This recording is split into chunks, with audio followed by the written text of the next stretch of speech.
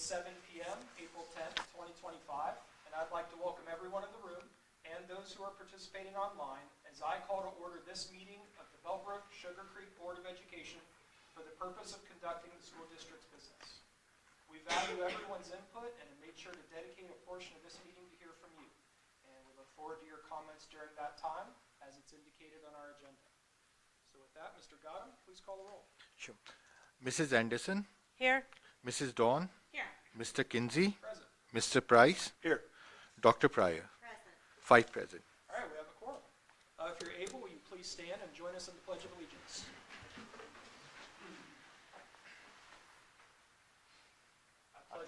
Allegiance to the flag of the United States of America and to the republic for which it stands, one nation, under God, indivisible, with liberty and justice for all. Thank you very much.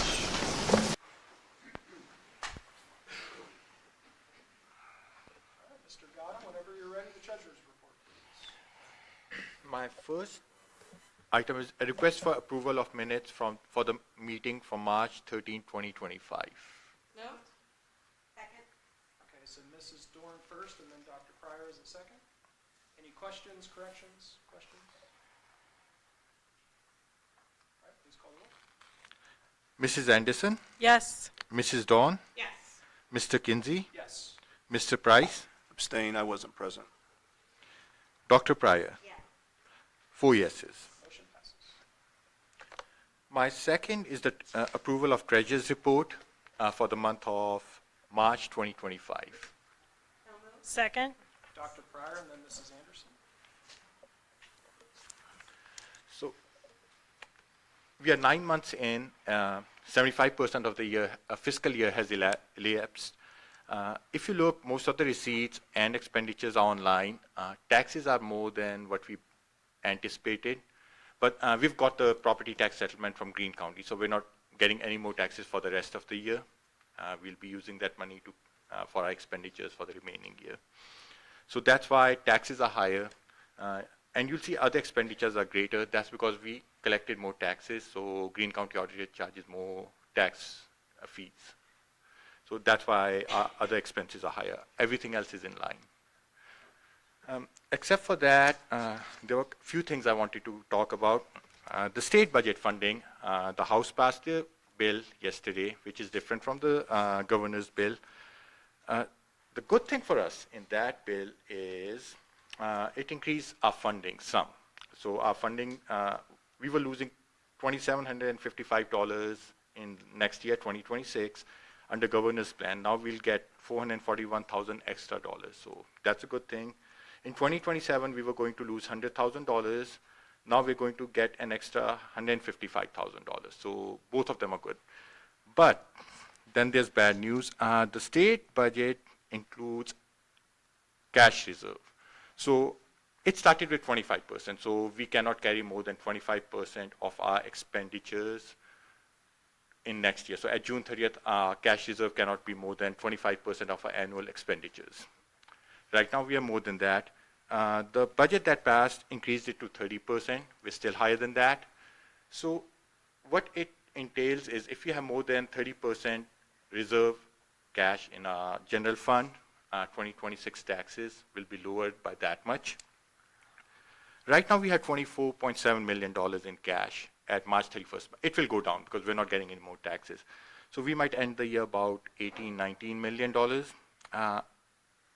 Based on our budget, we should be at $10.7 million for state not to reduce our taxes. The issue would be how taxes work at state level is taxes remain flat. We don't see any increases as the property value goes up with inflation or anything. So school districts will get more taxes at the beginning of the levy, and then the further away we are from when the levy was approved by the voters, we are using these reserves to pay for it because we are not seeing any increases, but our salaries are going up. We have negotiated agreements with salary increases. Everything else will go up with inflation. But now we won't have any money to pay for that. We won't have any reserve to pay for that. So that's a big thing coming out of the state budget. Is that final, though? I thought it just went forward from the House to the Senate. It goes to the Senate. So the next is Senate. So Senate will have their own version. They'll approve their own version. And once it's done, then they have to compromise. So they'll come up with a version which is a mix between House and the Senate version. So now the next step is the Senate, so we'll find out what happens at the Senate level. And currently, there is no limit, right? We can carry over as much from year to year, correct? Yes, we can carry as much as we. So it will not be just a problem, it'll be devastating, right? Because the irony is we have to keep, what, 10%? No, we get into fiscal, I guess, watch status with, what is it, 10%? When you can get below 10% of the... Yes, so if we're showing a deficit in the third year, we'll go under fiscal caution. So that's where OD is looking at it. And then if it gets worse, they go under fiscal watch, where they might ask us for a plan and stuff. And if it gets really bad, where we actually have no money, then we can be under fiscal emergency, where state comes in, they take over, and they make the decision, not the board, not the superintendent, not the treasurer. It's the state making decisions at that time. So I've been reading a lot of articles and trying to get smart on this, and let me explain my understanding of it, and you can tell me if I'm understanding this correctly, okay? Yep. So, at the end of our fiscal year, which is July, if we have more than, you said it was originally 25, but the House bill Made it passed 30%. at 30%. So if we have more than 30% in our cash reserves than what we need in a year, then they are going to take that, like take whatever is in excess of 30%? They will reduce our property taxes. So as a taxpayer, what you'll see is, let's say when you pay next year's 2026 taxes, you'll see a reduction in your taxes, and the law says, county auditor on the tax bill will say, hey, it's because Bellbrook schools had more money, so we're reducing your taxes. So it might be, let's say you're paying $1,000, you might end up paying $800. But then we won't have any money, and then all of a sudden it will go up. So you'll see more fluctuations. Also, if that happens, we'll have to go for levy more often, because now we don't have cash reserves that makes us, go 7, 8, 9, 10 years before we ask for a levy. Now it will be like almost every other year, we have to ask for more money.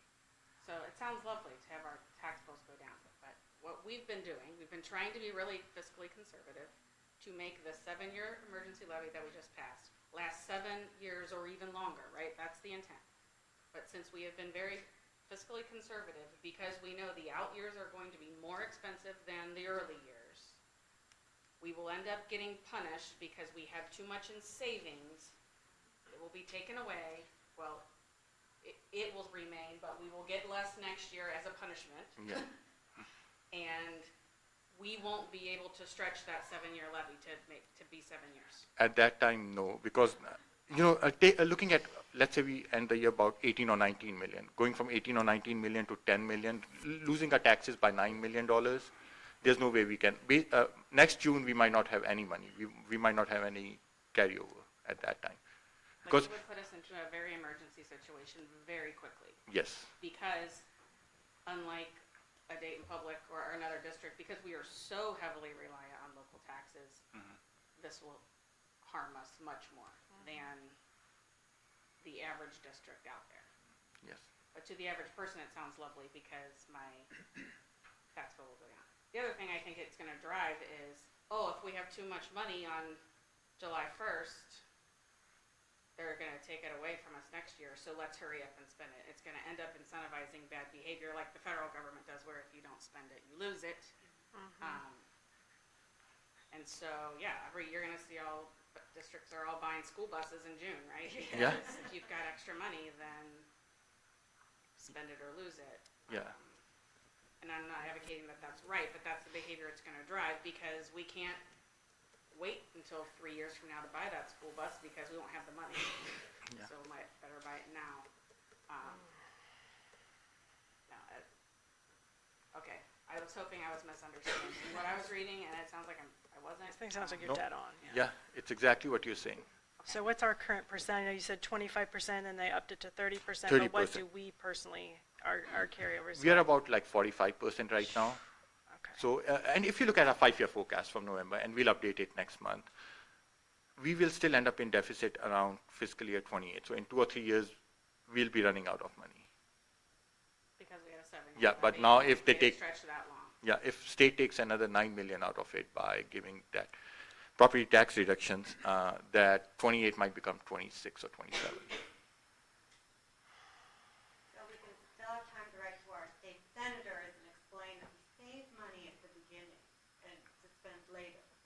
Yes. And we as a board have been very hesitant to act as a board in a political way because we would only, I think we've kind of, jump in if I'm mischaracterizing this, but we don't want to be sending messaging as a board from the board unless it is truly a 100% unanimous, not just that the 5 of us are unanimous, but that we feel like it is the majority, like super majority consensus of our community. So it's been a long time since we have penned some official communication, I think, to the State House or to the governor. Is this a time when? Yes, that I might be think it appropriate? is. I think it I think it is, absolutely. Audra, as I recall, you were the one that wrote the last one. Yeah. And it had, Well, I wrote one during COVID to Governor DeWine Right. from myself, and I invited anyone else to sign it, but I don't remember who wrote the last one, but No. as our legislative liaison, I nominate Mr. Kinsey to write such Second. to author such a, but regardless of who writes it, or if 2 folks collaborate, or if someone collaborates with Amit to help us make it impactful.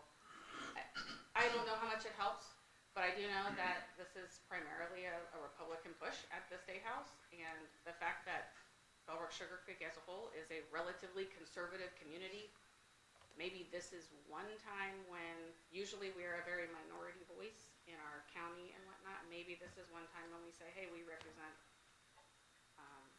a lot of your voters, folks, and this is bad for us.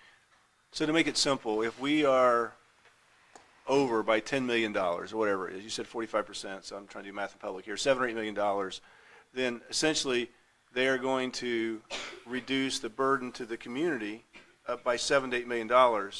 And so everyone sees their taxes go down for that year.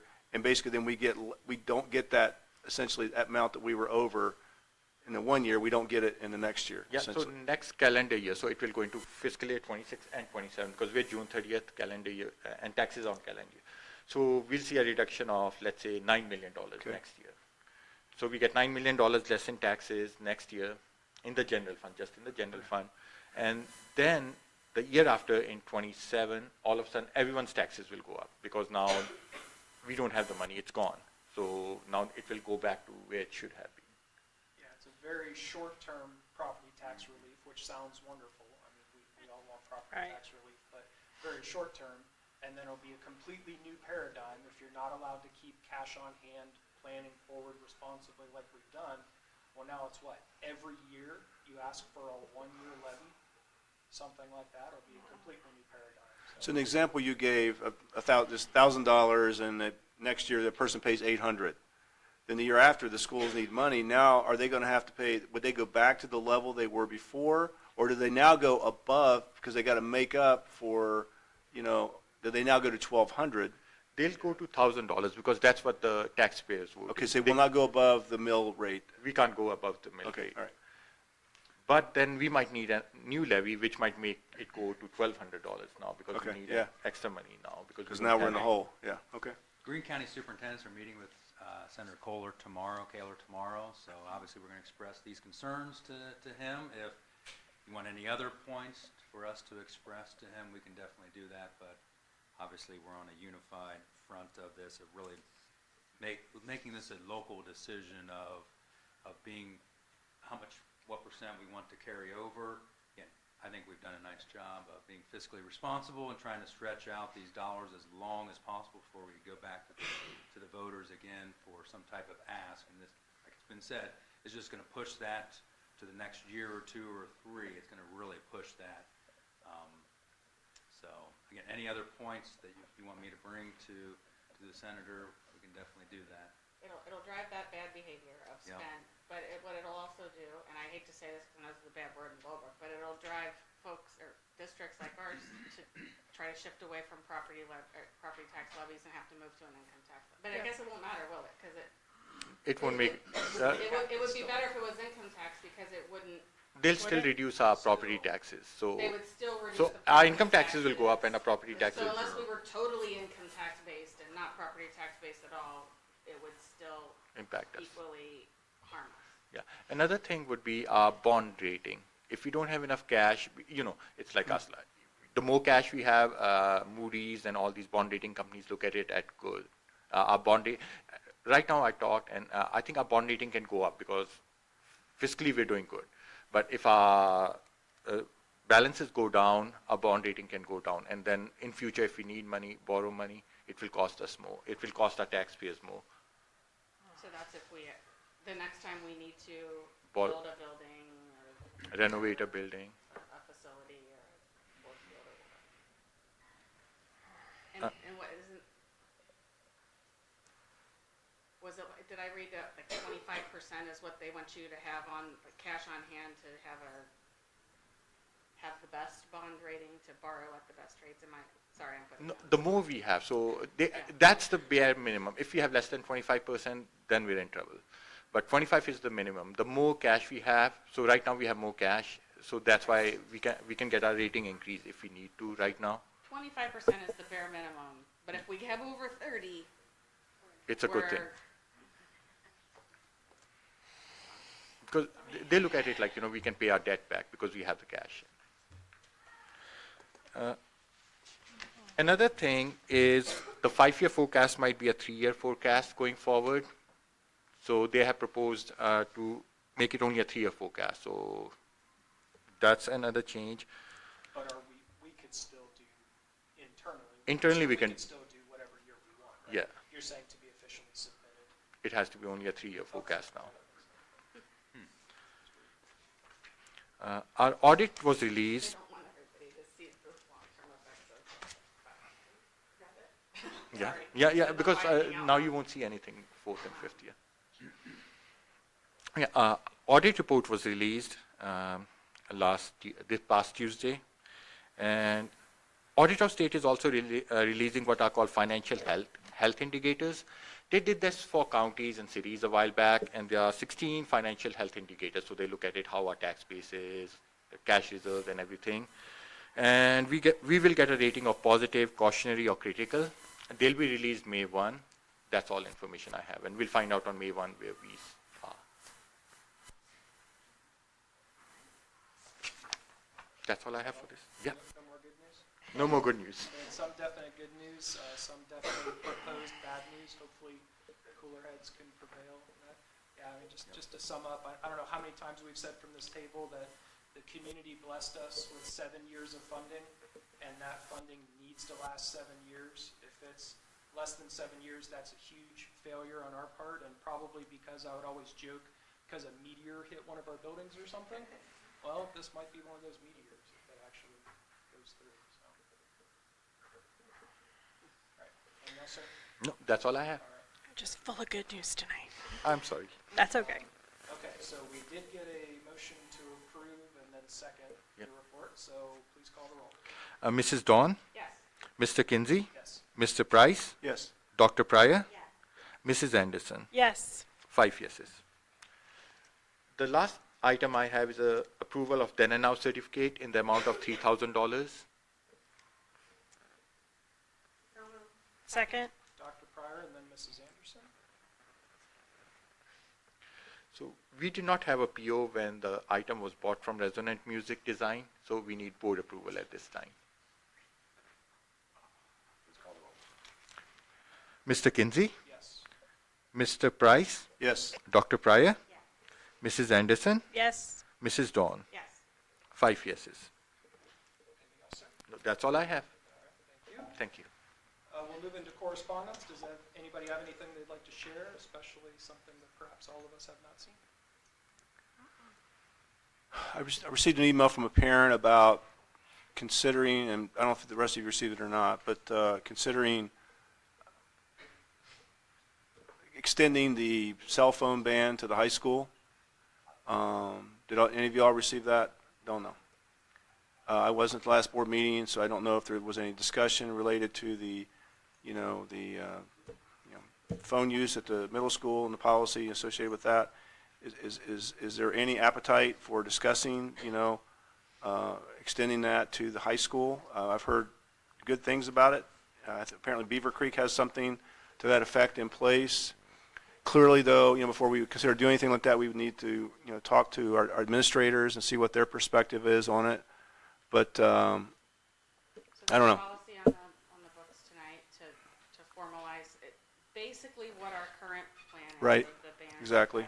K-8, Right. and then formalizing a non-use policy Right. at the high school with some exceptions for lunch and study hall. As I understand it, there's also a bill floating around Columbus right now that would take that whole decision out of our hands and would ban cell phones completely, and so it would be banned at the high school as well, and it might not even be ours to decide. Okay. But we're gonna, I think, discuss that policy here in a bit. Okay. Yeah, that's what I heard from a parent. It was well written and some good points made. And again, it appears there's precedent in the area here for doing that. So. Anyone else? No, just a reminder to check your junk mail, because I Yeah. have not been doing that, and I found several mails that were Yeah. down in there from parents, so sorry I didn't respond, but I will. Yeah. Nothing else? All right, we're going to move into our favorite part of the meeting, some good news recognition. We're going to recognize some folks just to give you a heads up. You don't have to, no pressure, but if you want to say a few words, we're going to recognize you.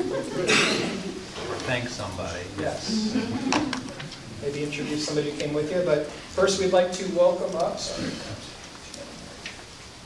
Michelle Dean.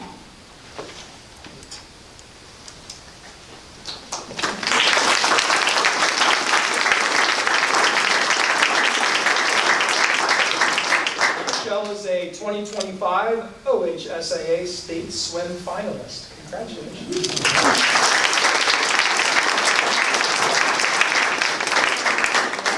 You're good? Thanks to Rob. That's very good, right? Yeah. Big things to come. Good. Yes, great. Another good 3 years.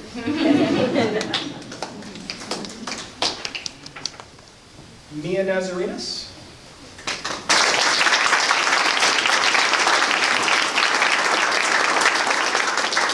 State diving finalist.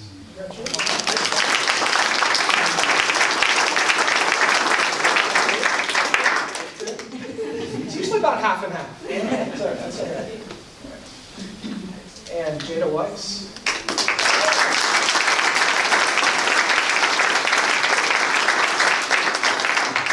Jada is our state champion in girls wrestling.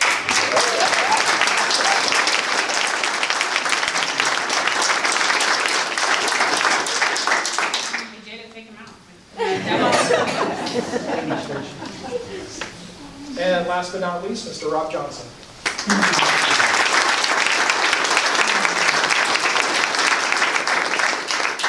'25 Swim Coaches Association, the Larry Lyons Service Award.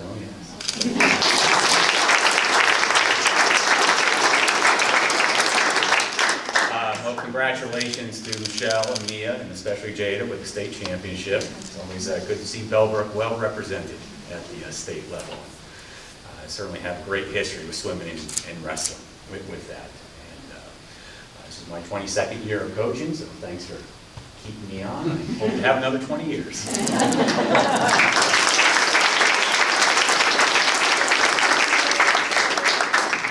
All right, if anybody was here just for that, we're not going to have any hurt feelings. If you want to get out of here, head up to Dairy Shed. It's a good night for it, but really appreciate everybody coming.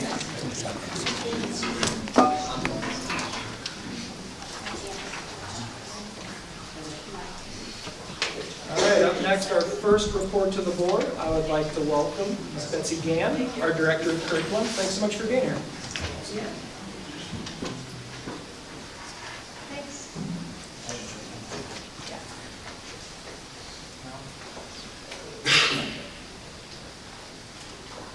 We'll wait for somebody to bring up the slideshow. Multitasking. Thank you for having me tonight. I am planning to present just a high-level overview of a great program that we've had for several years here in the summer to support our young readers in the district, and we call that Summer Advantage. It's, I guess, like a, is this on? Can you hear me, Henry? Okay. Like a summer school, but very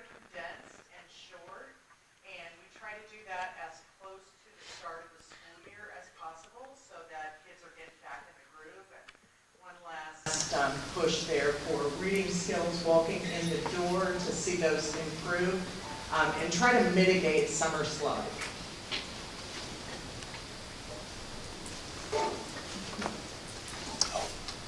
All right. One sec. Okay, thanks. Got it.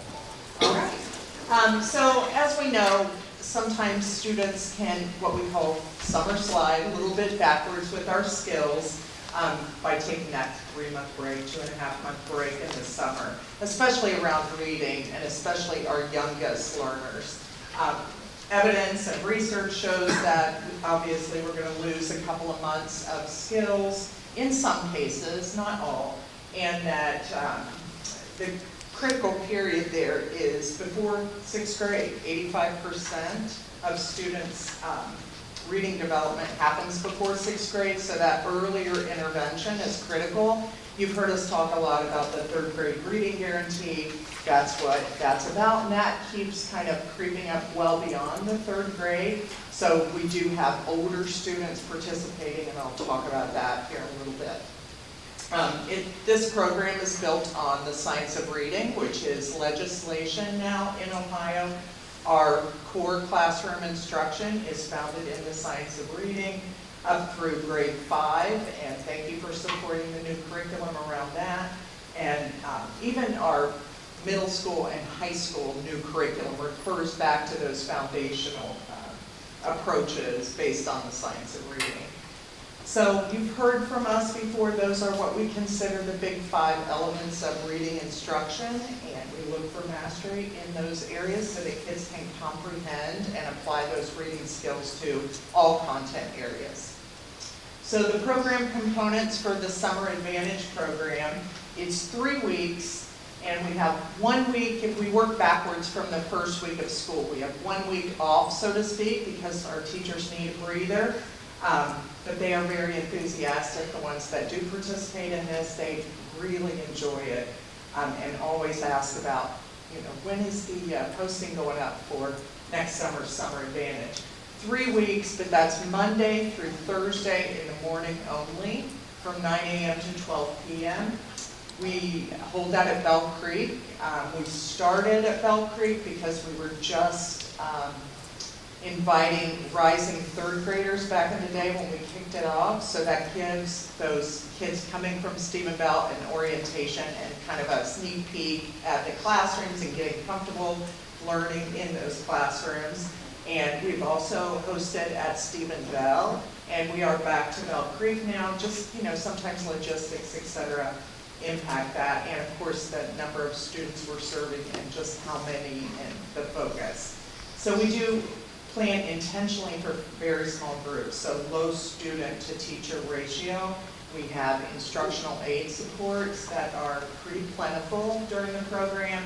I already mentioned it's 3 hours a day, and we're kicking that off July 14th. So we have that week off before school starts, and then the prior 3 weeks. So with our earlier start time for the school year 25-26, we're kicking off Summer Advantage July 14th. So they'll have all of June and a little of July to not really think about these things, but hopefully reading at home with our supportive families. And we're focusing just on reading intervention. That learning is highly personalized. The students who are invited, the families will get an email invitation, and it's based on the Ohio Department of Education and Workforce RIMPS, Reading Improvement and Monitoring Plan. So if those students who are being served now in reading intervention with one of those required reading plans based on data, that's the target audience. Whether or not they're on an IEP, it's strictly about that reading data. So it's not open to everyone. Unfortunately, we don't have capacity for a big summer school type event, but we do target those kids that need that reading support the most. And the teachers will use those reading improvement monitoring plans. Look at that data from spring, progress made, what were the gaps, and then they also will assess those kids with short assessments when they arrive that first week. We use what we call a decision tree to help us isolate those foundational skills. Is it a fluency issue? Is it a vocabulary issue? Is it phonemic awareness? So that's just a screenshot of the chart that we're using right now at Bell Creek to deliver that intensive reading intervention, testing kids on specific isolated skills, and then prescribing the intervention to match that skill deficit. And then our teachers do track the progress even during those 4 mornings a week for just 3 weeks. So it's a pretty intensive, well-oiled machine by now. And back to those instructional strategies. Based on that assessment data, they're going to decide which of those big 5 areas really need to be targeted. And we'll also use multisensory methodology, which is highly aligned to the science of reading. Growth is the goal. So no matter where the students come in, yes, we're talking about reading deficits in a particular area, but we just want to move forward. We're not looking for students to meet a certain benchmark, although that's nice, but we want to, again, mitigate that summer slide that we refer to so that we don't lose, 4 to 5 weeks of instruction trying to get kids back up to where they were during the spring. So I did a screenshot of last year's data, strictly numbers, no student names. So this is just a screenshot showing you, if I could show the whole chart, on the bottom you see tab number 1, which is pre-assessment. So as soon as they got to the summer program, and then post-assessment on the second tab, and then the third tab has the fancy formulas looking for change, whether that's positive or negative on these isolated skills. So I just used the markup feature in the document, and you can see all these positive numbers. And so just to give you an idea, we do track that, monitor the success of the program, and give specific feedback to that teacher who will have that student in the fall, showing this is where we were, and we did these assessments, and look how far he or she came. Or we might need a little more help in this particular area. And we do ask that families commit to all 3 weeks, because that daily intensive 3 hours of reading, with some breaks of course and snacks, is super helpful compared to our typical school days where the days are broken up. Well, there you can see the bottom now. Pre-test, post-test, and growth. So expected outcomes, I've hit on that a little bit already. Reading growth, that's the goal. Advancement in those isolated skills. We want to build kids' confidence. Our teachers are great at that in all content areas, but certainly as students are more engaged with their own growth and that information shared with them, they do become more confident. We want to prevent that regression or moving backwards in our skills, and then get them ready for grade level content in the fall. And I think that's been super helpful. They have that little week between the end of summer advantage at the beginning of the school year, but it's still fresh, and they see people that they recognize if they're transitioning buildings or even grade levels. They're meeting new people in the summer. So the next steps, the program details I've shared, the dates, the hours, and the times. Staffing, we send out a Google form, who's interested. That closed yesterday. I have plenty of people interested, so we love that. So I'll start going through that and working on contacting those people. Are you available all 3 weeks, that kind of thing, because we want that consistency for kids too. And then once we have a sense of staffing, we'll get that invitation to parents. See here. We can typically predict that a little over half of the families invited say yes, we want to commit to this. So we're in good shape with the staffing and the ratio. It always seems to work out that way. So the invitations will be going out, and RSVPs will be required by May 15th, giving us a couple weeks to kind of filter that information, develop an email relationship at least with the families, and start that summer communication, kick it off in July. It is free. Thank you so much for supporting the summer program. We've used different grants in the past, which we don't have this year, but it is very affordable in terms of what the student gets and the price per student, I believe. We're also offering transportation, or we have in the past, so we again ask for that support, giving people that option to get their kids either in a van or on the bus, and that works out pretty nicely. Not a ton of people take advantage of that, so last year I think we had 2 buses on the road for Summer Advantage, which is super helpful to those families that need it. And I appreciate Lori taking care of that. That's, you know, a summer obligation for her to orchestrate, and she does a great job. So that May 15th deadline is super important to us here for her support. And that is the end of my presentation.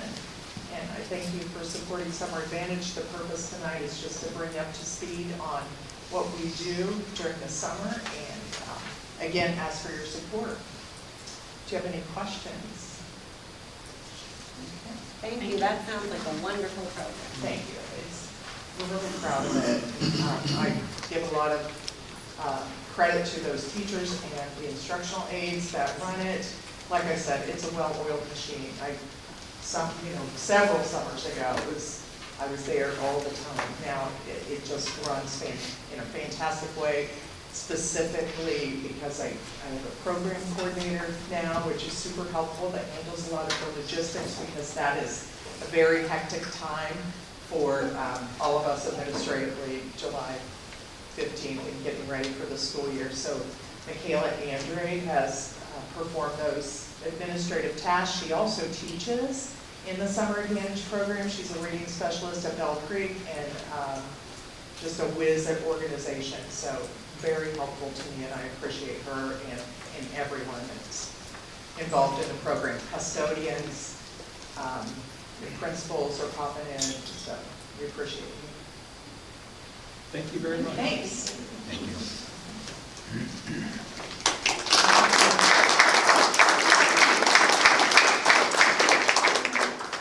Our next report to the board is just a discussion, some information amongst the board ourselves about Sugar Creek Elementary. Want to kick anything off? Sure. So just to, again, I'm not going to rehash everything, but we've been talking about this since October, and just gathering input, gathering information, inviting folks to meetings, and reaching out and making sure that not only that the board and the district are making an educated decision, have all the information, but also collaboratively and through participation through the public and through we had a couple coffee chats. We've had a couple meetings dedicated to it. So there was a big article in the Bridge that went out to every address in the entire community, and so really just providing that collaboration and that information to the community. So through our discussions and so forth throughout the time through October, we kind of are down to a couple options here. And so those are the two that are highlighted. So the ones we are not, or the ones at this point, we're down to selling the property at a public auction. That is one decision and one choice, and the other is selling the property to a government entity, college, charter school. So again, as we've had discussions in the past, that it could include the city, that could include the Greene County ESC. Those are all people that and entities that have expressed interest in the property, and the Community Improvement Corporation in line with the city of expressing some interest and some thoughts.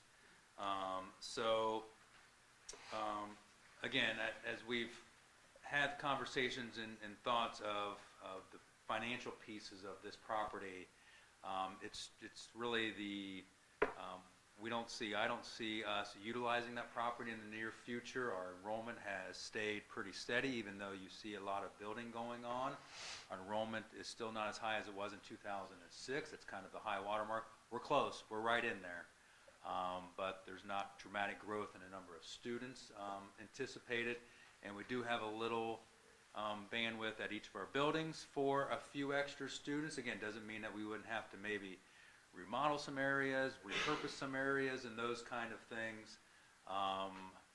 But we have those particular pieces also. And so the financial pieces of those liabilities, those future liabilities, are really looming out there. Of a roof, just like in your own house, those big things that cost a lot of money, exponentially at a school building, those things are exponentially even more expensive. And so, since we don't have any Bellbrook programs down there at either the 3-story or the 1-story, it also takes 1/6 of our maintenance staff time and effort down there. So we aren't getting a lot of bang for our buck for those properties down there because we just really aren't utilizing those. We've had some great partnerships with other community groups, and those things have gone really well. But again, our mission and our focus is educating students and staying in that mission and that vision is probably the best place that we need to be, rather than doing other things that are nice, that are really nice, but of being focused. And so those are kind of the information. I don't know if anybody else wants to add some information. I just try to kind of sum up things that we've been talking about for the past, since October, 4, 6, 7 months. It's been quite a long time. It's a pretty good summary of 7 months. Yeah. So I think a couple of things, since we've got a big crowd here and probably some folks that are maybe hearing some of this for the first time. That sell the property at public auction sounds scary. If we do that, if we sell it, we have to sell to the highest bidder. But if we don't like the highest bidder, we don't have to sell. We can reject their offer, but we can't go to number 2, we can't go to number 3. So it's not as scary as what that sounds like. And then another priority, I think we've all expressed, I think we expressed it at the last meeting, the ESC is down there in the 1-story building. Obviously, they are a school, they educate some of our Bellbrook students and other students from around the county. Mm-hmm. So whatever path we choose, I mean, it's a priority for me, and I think it's a priority for the rest of the board, that whatever we do, we're going to make sure that they at least have a home for next school year, because we are too late in the game to pull the rug out from under the ESC and make them be homeless for next school year. So those are big priorities. Even if we were to sell it, we would make sure that there were stipulations that they be allowed to remain at least for the next school year. The same would go if we took the second option there. So I feel like we're coming up on a time where we need to make a call, right? And so when is that time? Do we want to say that, hey, we are making this decision at this next meeting? Come to anybody out there with ideas, city, let's talk. How do we want to move forward? So I feel like moving forward. And just to add to that, the ESC has expressed interest of purchasing that property. The city, through the Community Improvement Corporation, of taking or working, collaborating, taking on that property in some manner and trying to redevelop that area, and the group that has kind of, I won't say partnered with them, but made a presentation to us, as we've invited people to make presentations to us and proposals. A few people have spoken to the school board at school board meetings, but really only one group has made really a solid presentation. That's the Lions Club that would be working through the city and the Community Improvement Corporation.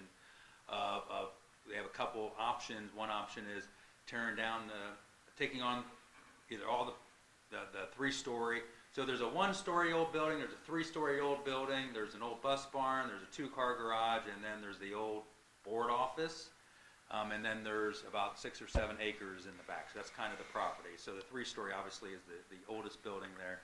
And so the Lions Club, through one of the proposals, is taking on somehow working with the CIC in the city of Bellbrook, of taking that on and tearing down the 3-story, trying to redevelop it into some housing that would fit around within that area, and then trying to develop that back area there with some type of clubhouse that would be community oriented, that would be bathrooms for Sacker Wright, so maybe a clubhouse for the Lions Club at some point.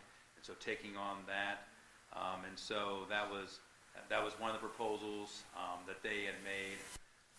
And again, I think throughout their time, they made multiple proposals. One is taking all of it and redeveloping all of it with tearing down all buildings and redeveloping it with single houses there. Again, that's fit the area there, and then kind of doing the same thing in the back. They were also interested in just the property in the back and not taking on the 3 stories. So again, they had multiple options. Again, they would have to work through the city. They do not, at this point, qualify. Unless they buy it at public auction. Unless they buy it at public auction, yes. Or unless we have a public auction that fails, then it would open up number 3, right?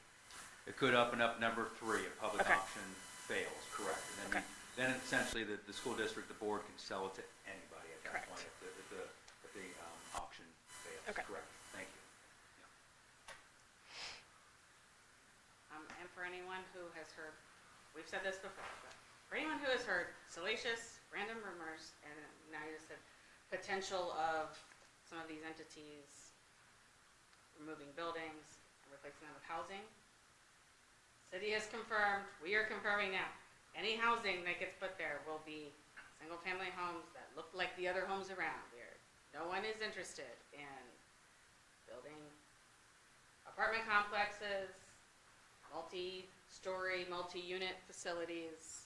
If anybody was to build there, both the school board and the city are confirming that is zoned currently for at the most duplexes right now. Correct. And so I shouldn't say single-family homes. Single-family or duplex homes that look like the rest of that neighborhood. Also to mention that area, and it come into fruition a few days ago, it's in a floodplain. A floodplain. The vast majority of it is in a floodplain, so that's another piece to the whole puzzle here of people or folks maybe being interested or not interested in that. But I think the Lions Club plan included a splash pad, so, you know. Naturally It's funded. right, natural funded, yeah. Funded. It's a little dirty, but that's, A duck pond, maybe? yeah. Well, I think we all wanted to go for something great for the community, and I would love nothing more than the Lions Club to have their section. I wish we could sell, the section, the 1 story to the ESC, because they really want it and are already using it, and that would make them happy, and somehow get the rest of the Lions Club, whether it's, through the city and the CIC, that's fine. If we could do those 2 things, I'd go to next. Right, yeah. I don't, So it can be sold, you can work with the CIC to take on the 3-story building, and you can still sell to the ESC the 1-story building. Is that correct? Or does it have to go through the CIC? No, but could be any option that we would want. But is the CIC open to that? Or I know there was conversation that may Again, not. I think the challenge, again, it's actually the city. It's the CIC is an arm of the Right. city, so it Right. goes to the city. I know we're maybe kind of talking about those interchangeably. The challenge with the CIC or the city is the more liability they are taking on, the more concern there is for them. So the more cushion they would have in money-wise of being able to utilize additional funds to tear down buildings, I think that comfort level increases dramatically with them. I don't want to speak for them, but I've had conversation with them. So could you sell the 1-story to the ESC? Could we sell that and then work with the city for the rest of the property? Yes. Again, I think it's going to be more challenging for the city with the CIC to take that on, because again, probably the most usable part of that property down there is the 1-story. So anytime you would kind of partition that out, then it kind of lowers the interest in the other pieces, because liabilities just dramatically increase in that. And so we can do anything, different options of partitioning in different ways. But again, I think the city, the more liability that they would take on, it decreases probably their interest in it a little bit. I'm just, I'm concerned because I would love to sell it to the ESC, and I also don't want it to look really bad on us if we give all this property away for very little money, you know, like, I mean, I know if people understood, well, the building's gonna cost $800,000 to tear down, and that's such a liability for us, but it still seems like we have this property we just got rid of for, you know, very little.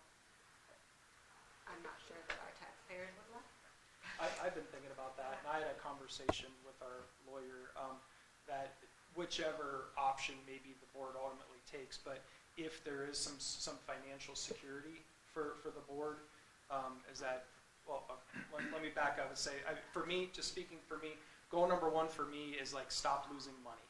We're losing money right now every single year. Goal number two after all these conversations is do something good for the community. Yep. So if we can find a trusted partner that can do something good for the community with that hot potato that nobody wants, but putting in the financial security piece of, in order to make that plan come to fruition, if there's any money that I don't think anybody's anticipating, to be honest with you, in conversations that we've had with, you know, in our town halls and whatnot, but maybe a magical grant pops out of nowhere that nobody was expecting, and it brings in a lot more money than was planned, that at the end of something coming to fruition, if there's money left over, then portion of that or that comes back to the school. I would like to put in whatever we get to as a contingency, something like that. I don't know if that makes you feel better or. Yeah, I mean, I certainly understand that. And in the sense that, I look at it, yes, we need to protect school district funding, but those buildings belong to the residents of this community. If we transfer the ownership to the city, those buildings are still belonging, they're still the property of this community for the benefit of this community. So that's very different than if we were selling at a bargain basement price to, you know, a for-profit entity, for sure. Because the owner is still the taxpayer. Again, the group that has made a proposal to work with the city and the CIC is the Lions Club. They've been to a couple of our meetings, and as we all know, the Lions Club is a huge supporter of the community, huge supporter of the school district, a great organization that has the best interests of the community in mind. They spent hundreds of thousands of dollars for funding Eagle Land 2. They just have a track record of 10, 20, 30, 40, 50 years of doing the right thing, supporting the district, supporting the community.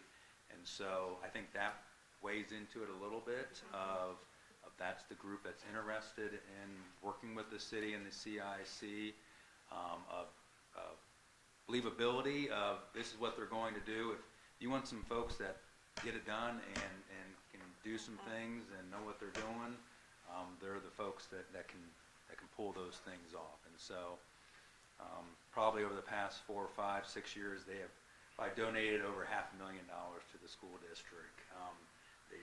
They just are huge supporters of our music programs, band, or athletics, academics. You know, like I said, Eagle Land 2, just a huge supporter. I think just the other night, the drone team was over there, and they were being supporting them. So just a lot of support. So at this point, can we make a goal of at our next meeting deciding between those two, talking to whoever we need to talk to? Yep. Last chance for any community members to come forward with plans, proposals, ideas, opinions.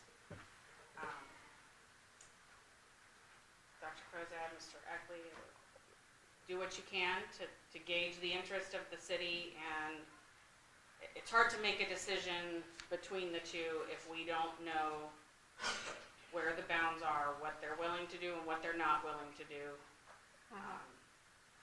We have another meeting, let's see, our next meeting is 2 weeks. April 2020. in 2 weeks, and then we follow that up with a meeting on May 5th with all the city, Correct. or all the area partners, the city, the township, the park district, who are all in play here, in my opinion. I mean, even though this isn't in the township, this is community land, right? And the park district definitely is right there. And the township really does very nearly border that land as well. Maybe we should decide something like that. And usually that meeting is really, it's not a super serious make big decisions because of the weirdness of these public bodies Yeah. meeting together and trying to do anything official. But we can try to do something official at our next meeting so that we can start having implementation discussions at that May 5th meeting.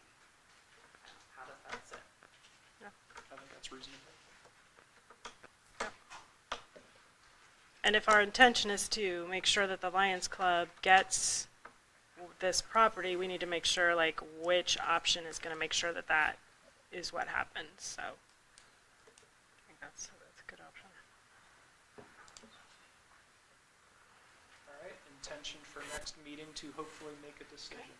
So really, I would want to know next meeting, can we sell the one story to the ESC and the rest to the city for the Lions Club? Or is that Or- a deal or breaker not, or to is the that- city? Or is that a deal breaker? I think the answer is yes. The question is how that influences the city's interest. Right, Yeah. that's what we want to know. Right. Or is because I mean, I would love to give it to the ESC, their school they're already using. I mean, not give it, but sell it, the ESC. And, but if we can't do that, at least we say, okay, you have another year, but then they, may not get it, or maybe, the city would sell it up to them. I don't know what would happen. I can provide some information on that. So again, if it is, like I said earlier, if the one story is not included in the deal with the city, it's going to make according to them, it's an uphill battle to make that financially feasible. Again, if you look at it from their perspective, we're trying to get rid of this property because it's a liability. Yeah. And so we're asking the city to take on this liability. I mean, that's what we're doing. So there's got to be some cushion in for them to be able to take on this liability and not have a liability. They've got to have some cushion there. So, I don't want to speak for them, but as I've had conversations with them, that the one story would provide, it may ultimately go to the ESC, Okay. but for them to be able to use those funds to be able to fund the tear down of the 3-story and any other things, as we all know, if you do some type of construction or renovation or anything, there's always unknown costs that happen. And then working with, as Mr. Kinsey said earlier, of if there's some money that's left over, of that money somehow coming back to the district, if it's profit or extra kind of money. So I'm not saying that 100% a deal breaker. It just is going to be a huge challenge, I think, for the city to take on that take on that liability without getting money to help fund everything. And I worry a little bit. It sounds like the board kind of has a future plan that they want to get to. The more complex we make the house of cards, the easier it is for it to just all fall down. That's my concern. Don't we lose about 50,000 a year, thereabouts? Assuming we don't have some major expense, but just Correct. that's been like historical. So in 5 years, it's $250,000, and then something big happens, and then it's another 100,000. So. I think we're really lucky that the Lions Club is even interested Yeah. Right. in this and taking this on, and so I really want the Lions Club to end up, with this, so, I think they're actually very good. So the next meeting, Yep. do you want me to come back with a couple, work with our attorney, come back with a couple solid things, and then we fill in the blank at the next meeting and vote on? Yes. Is that what Yeah. we're thinking? Yep. Okay, so have those two options there, ready to go, and then we can kind of fill in the blank of what we want and so forth. Yeah, and if the city says there's only one option, Well, again, So, yeah. so those resolutions or those resolutions would essentially authorize Mr. Goddam, myself, and the board president to work either on the auction piece or then work with the city on negotiating the details of what that would entail if that's the option. Okay. And then For the auction, probably Mr. Godin would be probably taking a lot of the lead on that from the legal, from the financial piece on that. So those are kind of the two resolutions, if that makes sense. Sounds good. Okay. The next, I'm just wondering, the next city council meeting, would it be wise for one of us to go and offer to provide them an update? Well, when I talk to Mr., we can do that. When I talk to Mr. Schomer, who is the city manager, he, again, more than welcome to come. He really wanted the school board to make a decision, have a decision made, and then come to them on, here's what we decided. Will you do this, or world thoughts, or presentation, rather than, but we're thinking about these two options still. We're not quite sure. Can we get your input, kind of? Okay, It's really hard to make a decision to sell to someone if you have no idea if they're willing to buy. right. Um, So we could decide option 2, have everything ready to go, take it to city council, and they could say, no, thank you. Well, the way that works is so the resolution would authorize us three Right. to be able to work with the city to negotiate that deal. Right. But he doesn't want to hear a presentation until we've made that decision, correct? I maybe don't want to hear is too strong Okay, of or a phrase. isn't ready to hear? But he said Okay. it'd be much more helpful if the school board has already made a decision. So, yes, It's already okay, made a gotcha. decision, and that way Okay. they're working with known Right. things rather than Right. hypotheticals. Okay, But again, if we want to go present, sure. But I don't even have to present, but we could just show up and offer to answer any questions they may have or whatnot, maybe. and the negotiations would be would city council vote on these, or would the city manager be in charge of those? Or do you probably know? the city manager, but that would be up for city council to authorize who's going Okay. to. So it still has to They pass would through, have to do the same thing. Okay. Yeah, they're going to have to do the same Gotcha. thing. but- Authorize their people to Right. negotiate with our people. okay, gotcha, Right. Okay. So that's why we have to make a decision before Gotcha. we can ask them to make a decision, so they don't know what they're authorizing or so forth. okay, house of cards, like you said. So next board meeting, Yes, come we back will with a vote. couple Right. options, a couple resolutions, and then there's some fill in Sure. blanks kind of stuff on it, but make a decision at the next board meeting. Okay. Perfect.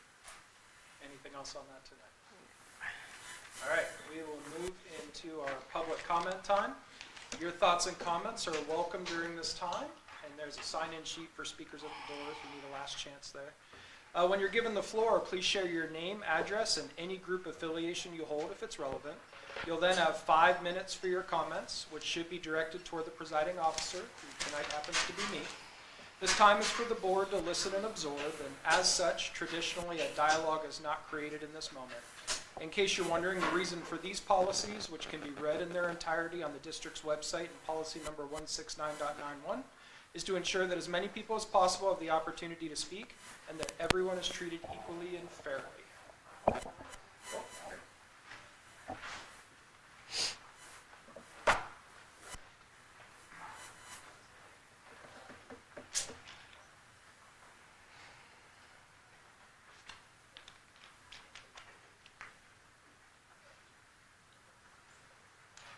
I'll mention that part earlier in the meeting next time.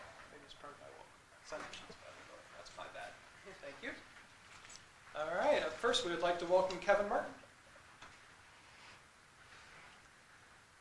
Feel free to step up to the podium, sir. Thank you very much for being here, and you have 5 minutes. We'll need 5. My name's Kevin Martin. I live over on Pavilion. My kids are all raised and out of the house. I've come to more school board meetings since they've all graduated than I ever did when they were growing up. Just listening to you guys tonight, very appreciative. I mean, just hearing your heart's service, the spending time really researching this stuff. I'm in awe of that in a lot of ways. Very appreciative. I just don't think it's said enough because I watch these on the video and stuff, and people come up here and they assume the worst in you, which is always amazing to me. Like, I just as a rule in my own life, I try to not assume the worst. It might be incompetence, it might be, a lot of things, but going to someone's malice, it's just very hard for me to understand sometimes, but I guess that's an easy way to make their point. So here's what I want you to hear from me. I appreciate you've kept our kids, for the most part, as much as you possibly can out of this culture wars that we're all fighting with our homes. I'm always amazed when people outside the community come in here and they start trying to tell you guys how to protect our kids. I get very concerned when I hear teachers, coaches, whoever, trying to tell you that us as parents don't have the paramount rights with our kids. I don't want you telling me, and I know the state, there's things that you guys have done a great job of keeping us from getting sued out of existence, but I don't want you telling me what values I have to shove down my kid's throat. So however you protect them from that, and you make us be the ones that instigate those things, if there's books that are questionable, well, then great, let me give you permission to do that. But I don't want you just saying, hey, your kids have permission to read about this middle-aged whatever, doing whatever with, I mean, the stuff, it just blows my mind. So I appreciate the fact that you have made it a core value, the best I can tell, that parents, over whoever's got whatever agenda in this town, or educators or whatever, that we have the paramount right to raise our kids with the values that we see fit. There's all shared values that we can all agree to. But the stuff that we know's out there, again, you probably don't hear enough, but thank you very much from the bottom of my heart. I really do appreciate it. I understand the difficulty of it. And with that said, thank you. Thank you for your comments.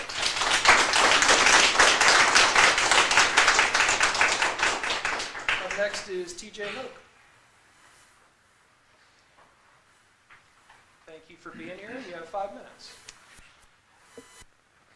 For the record, TJ Hoke, 3833 Shibley Court, Bellbrook. I just want to take an opportunity to thank the school board for proposing the Parents' Bill of Rights. As a parent of 2 children in the school district and a taxpayer, this provides visibility into what my children are being taught and agency over my tax dollars and how they're being spent. As with many parents in this community, my wife and I get busy with, the everyday challenges of life. We are grateful for the school board taking steps to consider the well-being of all students and keeping parents informed. I feel I have a rational expectation that the school be focused on the academic preparation of my children for their next phase in life. However, if resources are being spent otherwise, I would be remiss if I didn't at least consider other education options. And that's all. Thank you for your time. Thank you for coming. Appreciate it. Up next, I'd like to welcome Elizabeth Davis. Thank you so much for being here. You have 5 minutes. Thank you. I appreciate being here.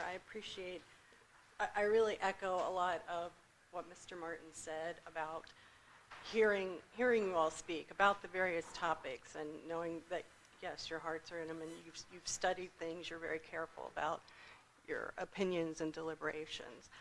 I didn't even start. I'm Elizabeth Davis, 4088 Nedra Drive. I had 3 children graduate from this school district several years ago.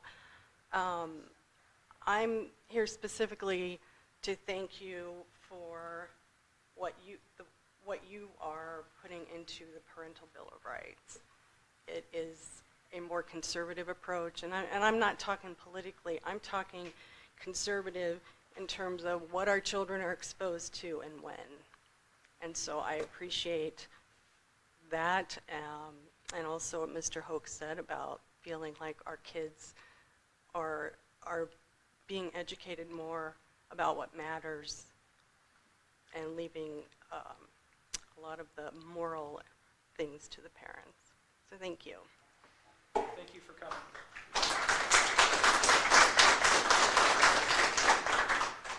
Up next, I'd like to welcome Andrew Kaufman. Thank you for being here. You have 5 minutes. My name is Andy Kaufman. I'm on South Linda Drive. I have 2 kids in the school Bellbrook education system here. I don't think I could say it much better than everyone before me. Pretty much the same message, so I don't have a whole lot to say here. I just want to emphasize what they were saying. I totally agree. The only thing I would add is every time I voted for board members such as yourselves, you're all up here.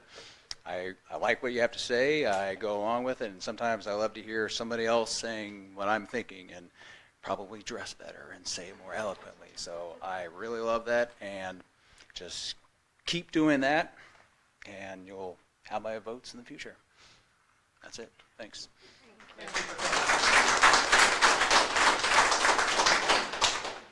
Up next, I'd like to welcome Meredith Brineker.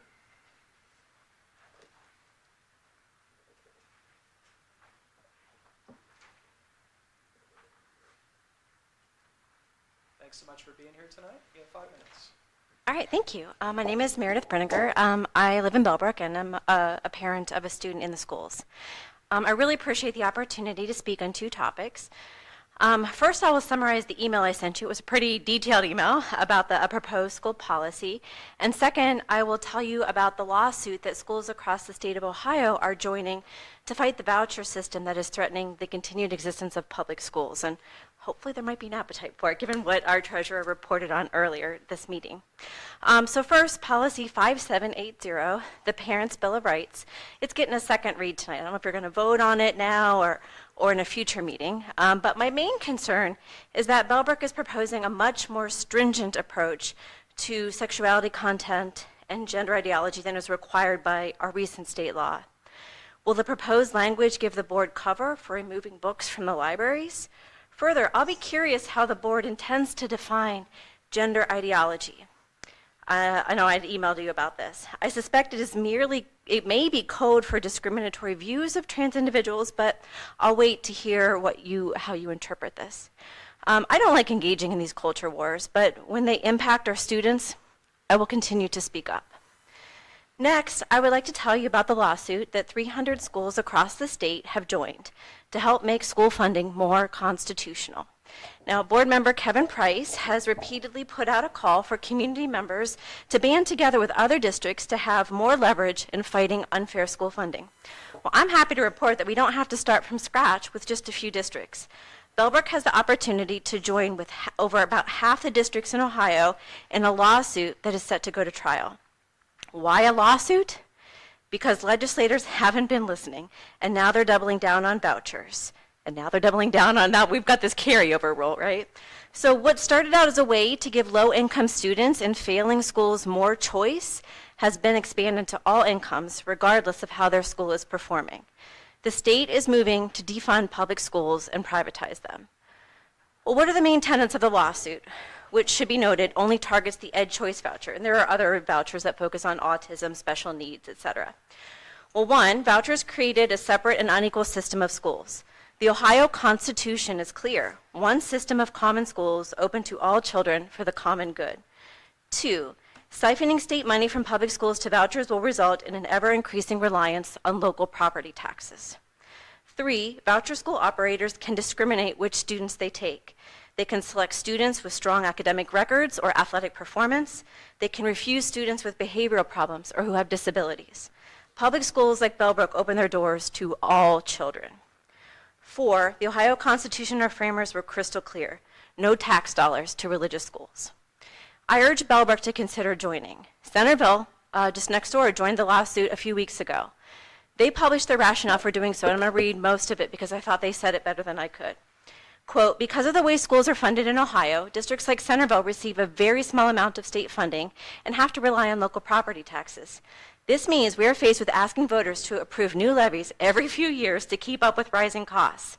Over the past 2 years, we've listened to community members' frustrations and concerns about school funding in Ohio. People want to know what the school board and other district leaders are doing to advocate for changes to state funding. We've tried talking with our state representatives. The bottom line is Ohio lawmakers have continued to expand the voucher program, spending about $1 billion on universal school vouchers in fiscal year 25 alone. This February, Governor DeWine's office released a budget proposal for fiscal year 26-27 that decreases overall funding for public schools in Ohio by $103 million, while increasing funding for voucher programs by $265 million. We hope that by joining our voice with more than 300 other public school districts, our legislators will work toward a fair school funding system, end quote. A few additional pieces of information. Bellbrook's had a 1,758% increase in vouchers in the last 2 years. 96% of these vouchers are not going to low-income families. Our enrollment's been steady, which Dr. Kozad mentioned earlier. So these vouchers are going to students already enrolled in private schools. They're not leaving Bellbrook. Did you know that the average voucher granted in Greene County is more than double the amount that Bellbrook receives per pupil from the state? Did you know that state lawmakers want to give money to construct new private school buildings? Finally, religious and private schools have almost no oversight from the state. Bellbrook-Sugarcreek constituents, it's been mentioned, tend to be fiscally conservative. Do you want little to no accountability in how your tax dollars are being spent? For all these reasons, I hope the board will consider joining this lawsuit. I'd be happy to meet to discuss more of the details. Our kids, especially our most vulnerable ones, are counting on you to stop the erosion of public schools. Thank you. Thank you very much. And last on my list, I'd like to welcome Conan Crocker.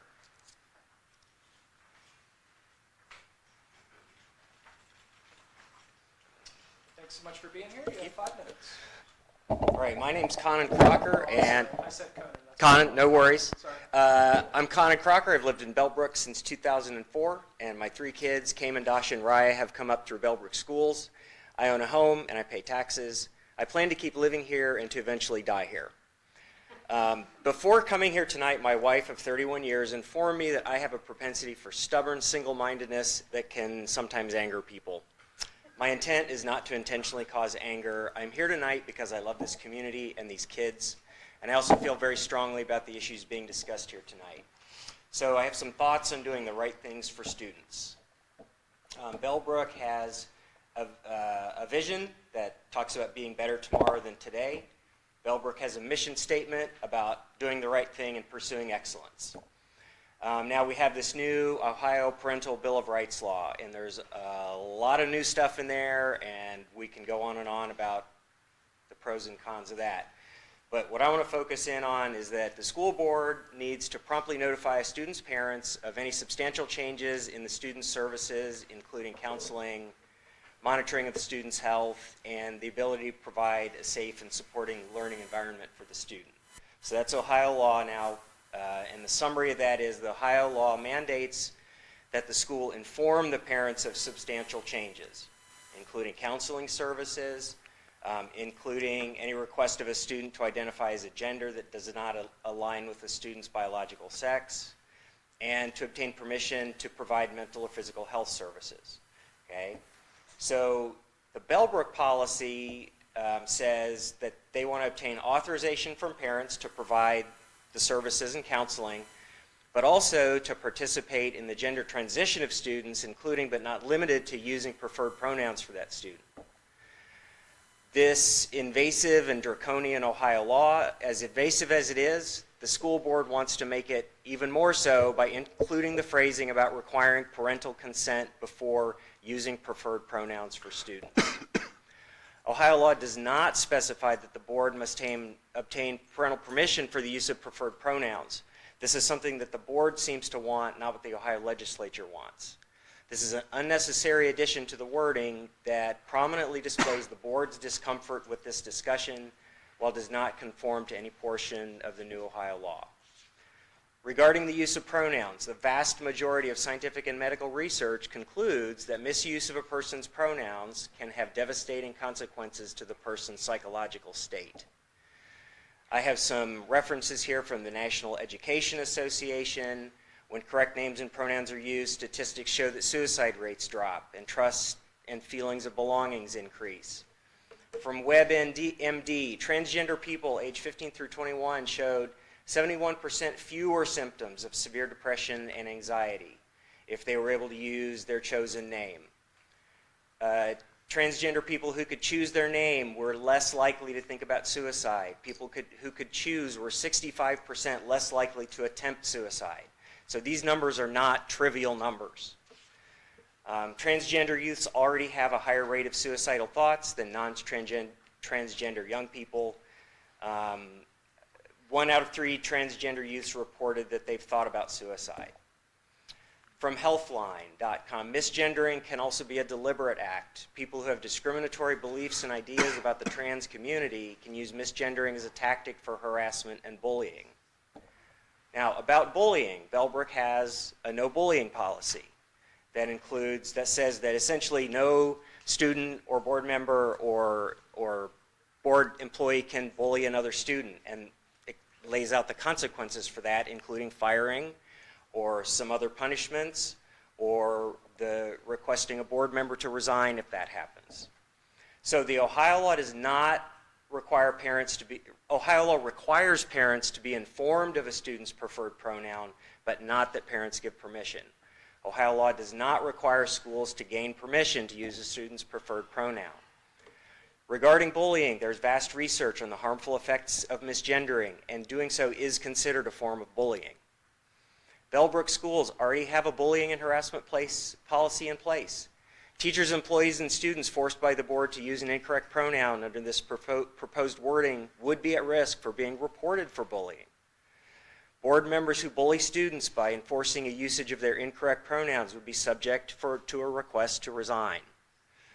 Under the proposed wording, Bellbrook would be required by Ohio law to inform parents of students who choose to use an alternative pronoun, and that they would be unable to provide a safe and supportive learning environment for that student. There's no legitimate reason to insist that teachers, other students, and district employees use a student's incorrect pronoun. I'm sorry, you have 5 minutes. Thank you. To a close. Thank you very much for your comments. All right, that brings us to the end of our list tonight, so I will be closing our public comment portion of the meeting. Up next, we have number AB, right? Kind of a late addition, kind of a late addition to the agenda, just came in today, everybody. We'd like to welcome our Teachers Union President, Mr. Mark Carrera. Thank you very much. Good evening. Good evening. It's an honor to be able to address the board and to represent the SEA, the Sugar Educational Association. We don't have a time limit, by the way, so we don't have 5 minutes, just to make everybody else aware of that. So, and not that I'm planning on talking longer than that, but I don't really feel the need to necessarily rush through that. So in 1983, the state of Ohio allowed collective bargaining for teachers, and shortly thereafter, the Sugarcreek Education Association was established. For 40 years, we have been a partner with the board in educating students here in Bellbrook. And really, much of what's gone on here today, I was going to come up and talk about. Much of it's already been discussed. But I do think one thing that should be mentioned is that the state is not doing us any favors. When we're talking about funding, they're not helping us. They're talking about pulling money. Vouchers do not help us. It pulls money. As a matter of fact, from what I understand, we only have one student in Bellbrook receiving vouchers that is low income, as I recall. One single student. So, and that is correct? So yeah, that is correct. Now with that, I'm also going to say that the Parents' Bill of Rights is also not helping us in any way. Because I hate to break it to anyone in the room and I see a lot of faces some that I've seen familiar, many that I've never seen before, but I do want to make sure that you're aware that parents have always had rights. Always. There's always been the ability for parents to pull their students out of curriculum that they see as being inappropriate. And so that is one aspect of what should be addressed here in this whole discussion about the Parents' Bill of Rights. By including the terms gender ideology and sexuality content, it is intentionally divisive. It is turning an issue that should be uniting us into a wedge issue, where people question what's going on in schools. I have taught here for 26 years. And I'm going to tell you, I am blessed to be here in Bellbrook. I've always felt that way. I continue to feel that way. And I feel it's unfortunate that our leadership in the state is continually villainizing public education. All right? From my students, so I teach advanced government in school. And my students I know they enjoy that I'm one of the few people that still get the Dayton Daily News. When I show it to them, they're like, the newspaper, what is that? But from last year, I held on to this one because I felt it was appropriate. So from last year, August of 2024, on the Sunday paper, the front page of the Dayton Daily News says, "What makes a good teacher and why does it matter?" And it goes on to state that what makes a good teacher is experience and the ability to connect with students and their families. And I'm going to tell you, for those of you that are unfamiliar, we are so fortunate in this district to have many of those types of teachers. In this district, we have teachers that care about the kids, that make connections with parents, make connections with families. And again, I feel that it would be appropriate to maybe be a little bit more aggressive with the state on some of these matters as a board. I understand your hesitancy to get involved in politics, but this is beyond partisanship. Like, this is our district. And not only is this our district, but this is public education for our state, which has proven to be a tremendous lever in social mobility in our state over time. All right? So I appreciate the opportunity. I had a bunch of notes. I didn't really look at them because of what was said before. Do you mind if I look real quick, just to make sure I didn't leave anything off? I'm so sorry. Won't take a second. No, you know what? Hey, and I do think that it's important to recognize that really the state is taking a lot of the actions, and obviously, you know, and as I think that is something. We had the opportunity to meet last week, and you explained the rationale for many policies. We do appreciate that. We appreciate that opportunity to hear why policies are being enacted. You know, we do sometimes, and this is nothing against you, it's just society, like, we're professionals, and sometimes people forget that.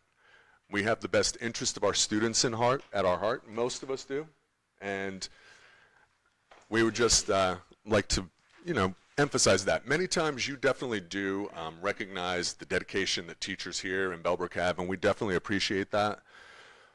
But yeah, that's about it. Thanks. I think that's about it. Is that all right? Thank you very much. All right. I believe that takes us to our superintendent's report. Yes. So this will be a consent agenda, so 7A, B, and C and D will then be for consent agenda of 7E. So 7A, certificate of license, employment, resignation, leave of absence, supplemental duty. And then 7B, support staff, employment, resignation, leave of absence for support staff. And then C, substitute employment. And then D, consulting agreement. And I'll explain in a minute. So moved. Second. All right, moved by Mrs. Dorn, seconded by Dr. Pryor for tonight's consent agenda. Yes, so just to explain a few of these. So Ally Geis, that is for an art club. So there's a couple supplementals that the principals kind of get to pick and choose. We always have some things that maybe crop up, or student interest, or things that are going on that folks have been volunteering for and give a little money for their time. So that's art club. Mrs. Nicole Stewart, so that's board at school, so playing board games at school, so that's what that is all about. Rachel Charlesworth is being proposed to be the new music teacher at Stephen Bell. Is Rachel here, or no, she's not here tonight. Okay. And then moving on to support staff, we have Ryan Stidham is new maintenance assistant. Mr. Eckley, do you want to introduce? Yes, Yeah. Many of you know Doug Cook. Doug had the opportunity to move on to Cedarville College, creating an opening in our maintenance department. And I'd like to introduce, right here in the back, the giant in the back, is Ryan Stidham. Ryan is a Navy veteran and had his own demolition company, so he has a lot of knowledge about electrical, plumbing, and things like that, so he's going to be an outstanding fit for us in our maintenance department. Do you know how to tear down an elementary building? Yeah. And we can do it on the cheap. Yes, that would solve a lot of problems. About an hour and a half. But I would like to welcome Ryan to Bellbrook family, and his son Owen, who is here as well.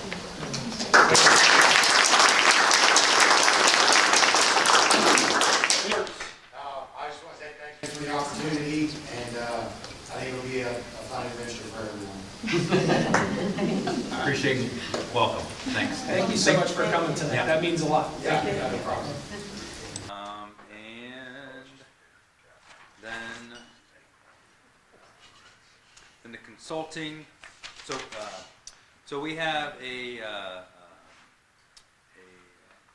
our EMIS coordinator is off in the summer this summer, and so we have a few people that are filling in for the enrollment side, and so that is what is it, 7B3 of the support staff.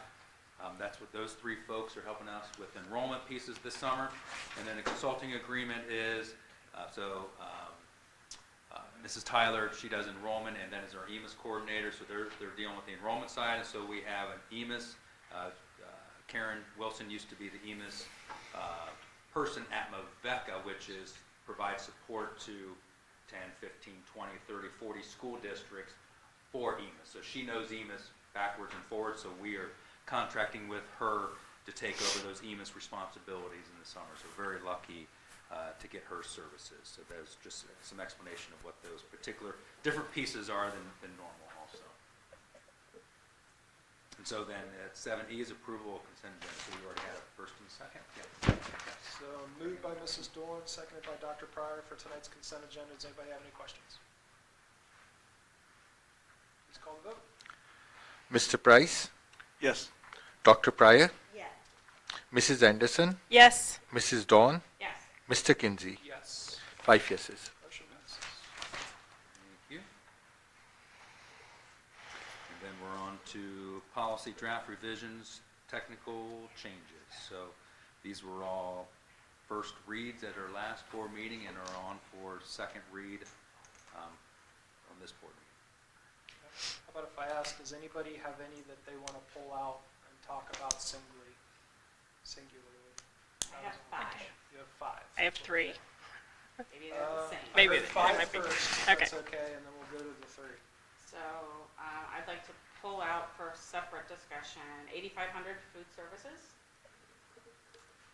5136 personal communication devices, 5136.01 electronic equipment, 7421 restrooms, locker rooms, shower rooms, and changing rooms, and 5780 parent bill of rights. All right. Mrs. Anderson, do you have anything to add to that list? 5223. 5223. It's the religious, time for yes, religious uh-huh. instruction. All right. Does anybody have anything else that they'd like to pull out singularly, and then once we're done, we can maybe vote on the batch that doesn't need to be talked about? Is that okay as a plan? Sounds good. Sure. And also just give a little background, Mr. Career said a little bit of, did meet with administrators, met with teachers to solicit their feedback, also a couple board members and myself, so was some solicitation of feedback from those folks. Yeah, very good meetings. We'll probably get into that with discussion Yep. a little bit. Okay. Okay, so Mr. Godum, if you could please, I'm going to make a motion. Let me know if I mess any of these up, but going in order, pulling out 5136, 5136.01, 5223, 5780, 7421, and 8500. Is that correct? So does anybody want to second my motion to remove these policies for discussion here in a minute? Okay, seconded by Dr. Pryor. And whenever you're ready, please call the roll. Mrs. Anderson, Yes. Mrs. Dawn, Yes. Mr. Kinsey, Yes. Mr. Price, Yes. Dr. Pryor. Yes. All right, how about I now make a motion that we pass all of the other policies that were not just pulled out. Second. Seconded by Dr. Pryor, which now moves us into discussion. So if you want to talk about any of those or all of them that we didn't pull Was there any feedback from administrators on the ones we did not pull I out? assume that's why No. you pulled out. Okay, so we pulled the ones There where was there's some, feedback. there was some discussion where some folks had questions, and we, I think, were able to mostly answer those questions, or Dr. Cote was able to relay information. And Okay. so Yep, yep. nothing at this time that was driving change. Okay. All right, thank you.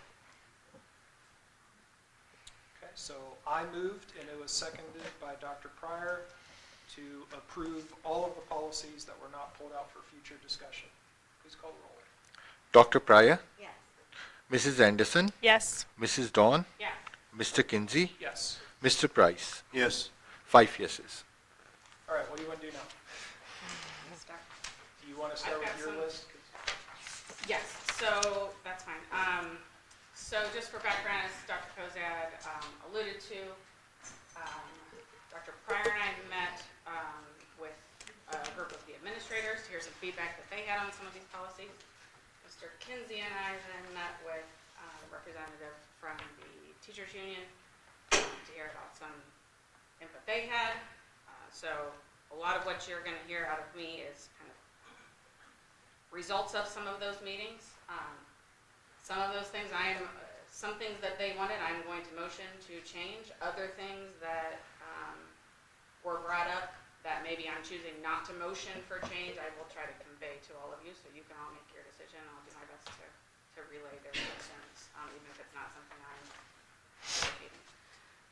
Can we start with 8,500 is probably an easy one. This one is Sorry, procedural. Do you want to make a motion I to would like to adopt make a- 8,500? to adopt it. Because we have to have something on the table and seconded before we can really talk I about it. would like to make a motion to adopt 8,500. Second. Okay. Got that, seconded by Dr. Pryor. Now you can talk about it. Okay, so this one is actually just kind of an administrative, call it error on, I don't know if it was on my part or Noah's part or what have I. We discussed this. So 8,500, if you find it in your, it's the food services policy. There are a lot of changes that were driven by some USDA law changes. There's a lot there. And when we met with Neolo, weirdly enough, there is a bunch of non-discrimination things about food services. But anyway, this particular non-discrimination statement that was in the food services bill in Neola's policy doesn't jive with the rest of our non-discrimination policies. And so I'd like to make a motion that we simply remove the whole first sentence because it's repetitive and unnecessary, and that makes this policy and this particular statement about non-discrimination jive with the rest of our policies. Basically what this is saying is that this policy for folks, this part of the policy is really getting at if we have English language learners and whatnot, folks with disabilities, that we will provide menus in other languages or in Braille or whatnot. That's the non-discrimination part of food services. Where specifically are you? So at the very bottom of this, the very last paragraph is called non-discrimination statement. It's like page 6. Okay, page 6. Yeah, it's in, so I'm motioning that we remove just the entire first sentence. that In the says- first paragraph. Right, it's unnecessary and repetitive. It says in accordance with federal civil rights law and U.S. Department of Agriculture, civil rights regulations and policies. Okay. This institution is prohibited Yep. from discriminating on the basis of race, color, national origin, sex, including gender identity and sexual orientation, disability, age, reprisal or retaliation for prior civil rights activity. Like, we don't need our food service policy to say that, and then it goes on to reference the other policies that do Okay. say that. Right. Okay, so I heard a motion for an amendment to remove the first sentence of the first paragraph of the non-discrimination statement. Sorry, I should have Is probably that- waited for a second before I did all this. No, that's okay. Shouldn't I have? That's okay. Is that, did I correctly get that? Correct, I am motioning that we sentence of remove the and- first sentence that begins with "in accordance." And I'm just curious, do you have all this kind of written out for Mr. Godwin's benefit? Maybe I have all of afterwards, this or- written out except All for right. this particular one, Okay. but this one's pretty. All right, so there's been a motion. Does anybody want to second that amendment? Second. Seconded by Dr. Pryor. Now we're gonna get nerdy and get in the weeds, but I love this stuff. So now we can only talk about that amendment. If anybody has anything that they want to say about that one sentence, now's the time. But it sounded like your justification seems to make sense to me. It's really, and I swear when we talked about, with Beal, we talked about this, and maybe it just didn't translate into our update, or maybe I'm remembering incorrectly, but I think it's a pretty unnecessary sentence in a food service policy. All good? All right, please call the roll just on that amendment. We're only going to vote now to remove that one sentence from the policy. Please call the roll. Mrs. Anderson, Yes. Mrs. Dawn, Yes. Mr. Kinsey, Yes. Mr. Price, Yes. Dr. Pryor. Yes. 5 yeses. Okay, so amendment passes. Now we go back to talking about 8,500 as a whole, except for that one sentence, which is now stripped out. Anybody have anything else that they want to say about 8,500? Okay, and it was already moved and seconded, right? Because that's how we got to the amendment. So please call the roll. Mrs. Dawn, Yes. Mr. Kinsey, Yes. Mr. Price, Yes. Dr. Pryor, Yes. Mrs. Anderson. Yes. 5 yeses. Motion passes. So the next one, I would like to, what are the words I need, Mr. Kinsey? Make a motion to approve whatever number. I would like to make a motion to approve policy number 5136, which is personal communication devices. Is there a second? Second. Seconded by Dr. Pryor. Now we can talk about it. So we talked about this quite a bit in our meeting with the administrators. The policy details basically no cell phones at all, K to 8, and then there are some limited areas where high school students may access their phones. The high school administrators have requested that we add 2C there under grades 9 through 12. The places where high school students are permitted to use their phones are if a teacher authorizes it in a classroom, if the principal authorizes it during their lunch break, between classes, during after school and extracurriculars, and while riding the bus. The high school administrators asked that we add study halls to that list, and so I would like to motion that we add the words "or study hall" to the end of item C. So it will read during the student's lunch break or study hall. Okay, we have a motion on the table to add language "or study hall" to item C. Is there a second for that? Second. Seconded by Dr. Pryor. But only because the administrators want. That's valid. Does anybody want to talk about only that amendment to add the words "for study hall"? So this is reflective of, so hence it was, what I brought up earlier. High school administrators Okay. that this be. And again, there is a I'll put the bill on the floor, that was something that was I think it might have been initiated by the governor, but to completely limit all cell phones K to 12, so we might be voting on something similar again this summer, but this is what is currently requested by our, and I think it's in line with what our high school is currently doing.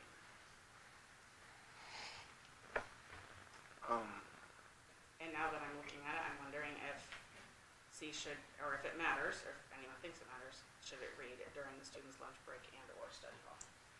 Yeah, you wouldn't want a semicolon there. And or study hall. It would be and or study hall. So middle school doesn't even use it during lunch, is that correct? correct. Yeah. K to 8. So this, for the most part, with maybe some minor tweaks, but not really, is capturing the status quo, and that's the intent for moving into next year.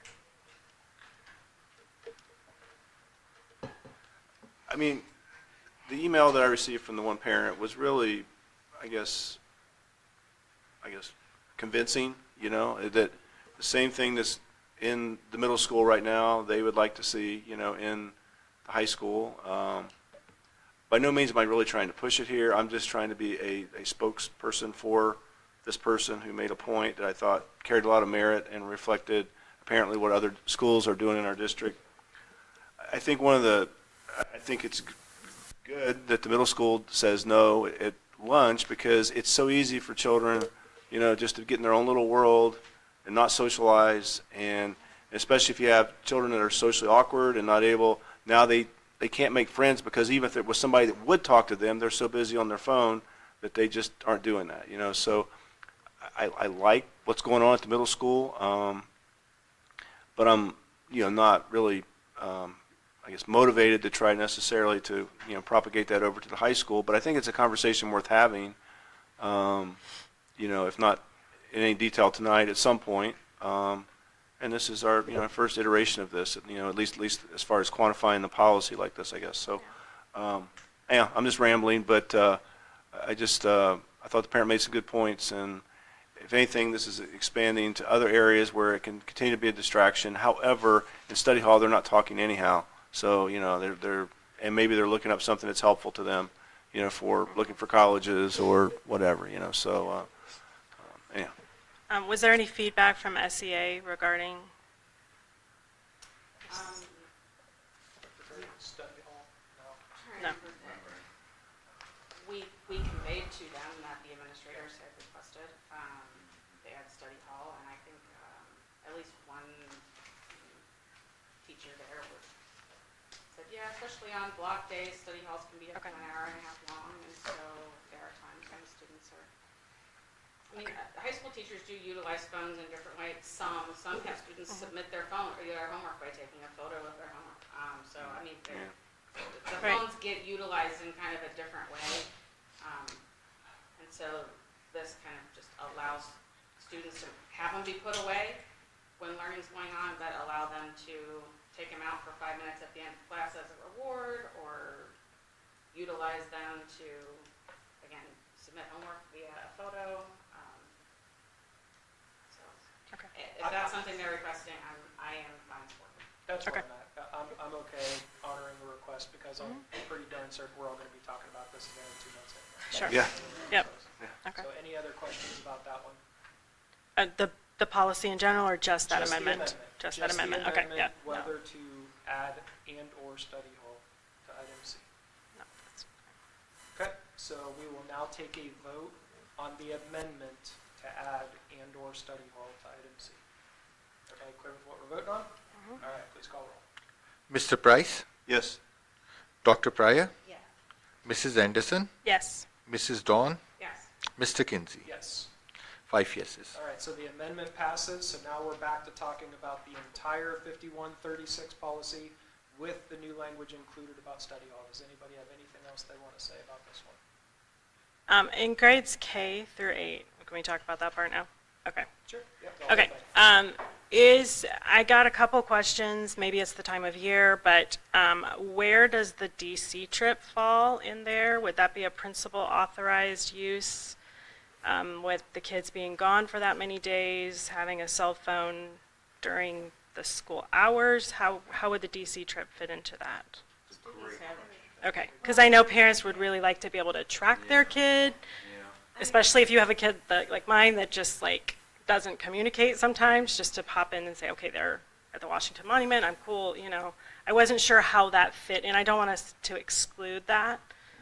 That's a great question. I honestly didn't think of that. I see that an exception is when the principal authorizes a student to use a PCD, personal communication device, for educational purposes during Instructional time, but I don't know how that fit in there, that's why I was asking.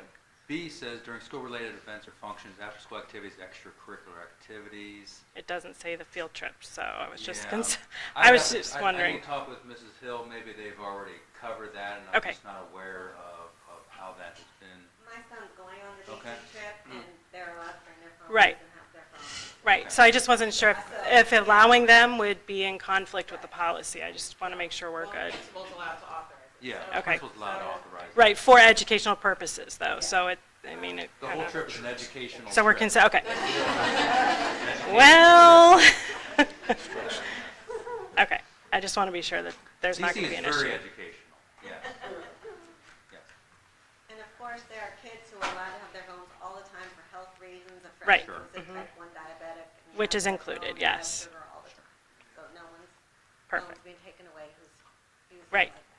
If we can squish the DC trip into one of those purposes, then that's fine. Just want to be sure we're not limiting. All right, any other comments about 5136 as a whole? All right, please call the roll on adoption. Mr. Kinsey, Yes. Mr. Price, Yes. Dr. Pryor, Yes. Mrs. Anderson, Yes. Mrs. Dawn. Yes. 5 yeses. Motion passes. Okay, I forgot to say that I printed out copies of all the stuff I'm doing so you can all see it right here in person, and I forgot to hand them to you. So you can pass it on. The next one I would like to motion to approve is 5136, electronic equipment. Second. All right, so that's approval for 5136.01 and seconded by Dr. Pryor again. Okay, this is, I guess, was discussed with administrators, and we kind of, this is one where I think this exists even if we don't put this in, but we're trying to put this wording in just to be more clear. So, we discussed this more in the meeting that we had with the union, but that we would like to add at the top of that policy where there's the list of examples of prohibited devices, and it says laptops, tablets, lasers, laser pens, electronic games, recording devices. We would like a motion that we add G, smartwatches, and then in parentheses, when connected to the internet or a cellular device. I think the policy already prohibits smartwatches because PCDs are further defined in the bylaws, and the bylaws state that, and it makes it less clear, but it says something to the effect of any electronic thing. Maybe somebody look it up for me. It says smartwatches on it. Does it say in bylaws, like definition? So this is really just making it more clear in this policy because we've already defined it and it's already defined elsewhere. So this was just a request to So it doesn't make it mean clear. no one's allowed to wear a smartwatch to school. It means that if they have a watch on, it has to be like, I don't know if it's airplane mode or whatnot, but they can't be, now you can't use your phone, but you can use your watch to text during class. We're not playing that game. So But you are can there- have a watch and use it to tell the time, Or count your steps. count your steps. Important to my daughter. But if it should not be communicating cellularly or Right. connected, like using it as the remote control for the phone that you had to keep in your backpack. Okay, so I heard a motion to add smartwatches as letter G here in 5136.01. Is there a second for that? I think I seconded it. Oh, did you? No, I No, don't I think. didn't no. know what you No, said. so, Sorry, yeah, this is for the amendment. Okay. So this is for an amendment to add smartwatches, seconded by Dr. Pryor. And I think just maybe there is a question. So this is already what it is now. Like, we're not changing anything, we're just clarifying. and It's making already it what it easier is to follow. in the new policy. It's not already what it is that they're doing currently at the high school. Yes. And again, this would only matter for the high school. Well, right, no, that's not true. It would matter for all the schools because currently, like the middle school is permitted to utilize and communicate with a smartwatch. I assume that teachers aren't letting them do it during class if they see it, but it's kind of been silent on the matter, I think, and both the teachers. And I think the administrators would prefer to not be silent about it. Are we okay to take a vote just on the amendment to add smartwatches? Okay, please call the roll on the amendment. Mrs. Anderson, Yes. Mrs. Dawn, Yes. Mr. Kinsey, Yes. Mr. Price, Yes. Dr. Pryor. Yes. 5 yeses. All right, so that motion passes. Now we're back to talking about the entire 5136.01. Does anybody have anything else they want to talk about for the whole thing? Not hearing anything, please call the roll. Dr. Pryor, Yes. Mrs. Anderson, Yes. Mrs. Dawn, Yes. Mr. Kinsey, Yes. Mr. Price. Yes. 5 yeses. All right, the next one that I have is 74, if you want to, I'd like to make a motion to approve policy 7421, restrooms, locker rooms, shower rooms, and changing rooms. Does somebody second that policy? Second. Seconded by Dr. Pryor. All right, so this is, I think, a good catch that was brought up during our meeting with the administrators. About halfway down, and for everyone who's here, this is a policy that is derived from New Ohio law stating that we aren't letting folks use a restroom, locker room corresponding to a gender identity that differs from their biological sex. So if you were born male, you will use the male restroom. If you're born female, you will use the female restroom. The change I am motioning is where it says permissible access of multi-occupancy facilities of the opposite biological sex, which is about halfway down. It says an individual of the opposite biological sex may access a multi-occupancy facility, so a normal restroom, in the following circumstance.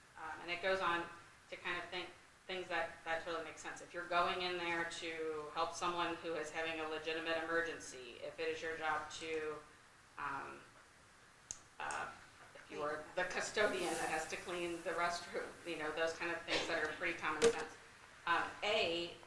Said, a parent, guardian, or family member who is assisting a child under the age of 10 or child under the age of 10 who is being assisted by a parent, guardian, or family member of the opposite sex, or parent, guardian, or family member. The way that reads, it's not clear as to, I'm just going to use the example, as to whether a father can accompany his young daughter into the girls' room, or can the young girl go into the men's room with her dad. And I think the intent of this policy is that a child can accompany their, you know, a young girl can accompany her father into the men's room, or a young boy can accompany his mother into the ladies' room. And so I'm proposing, I like the motion that A now read, a child under the age of 10 who is being assisted by a parent, guardian, or family member of the opposite sex.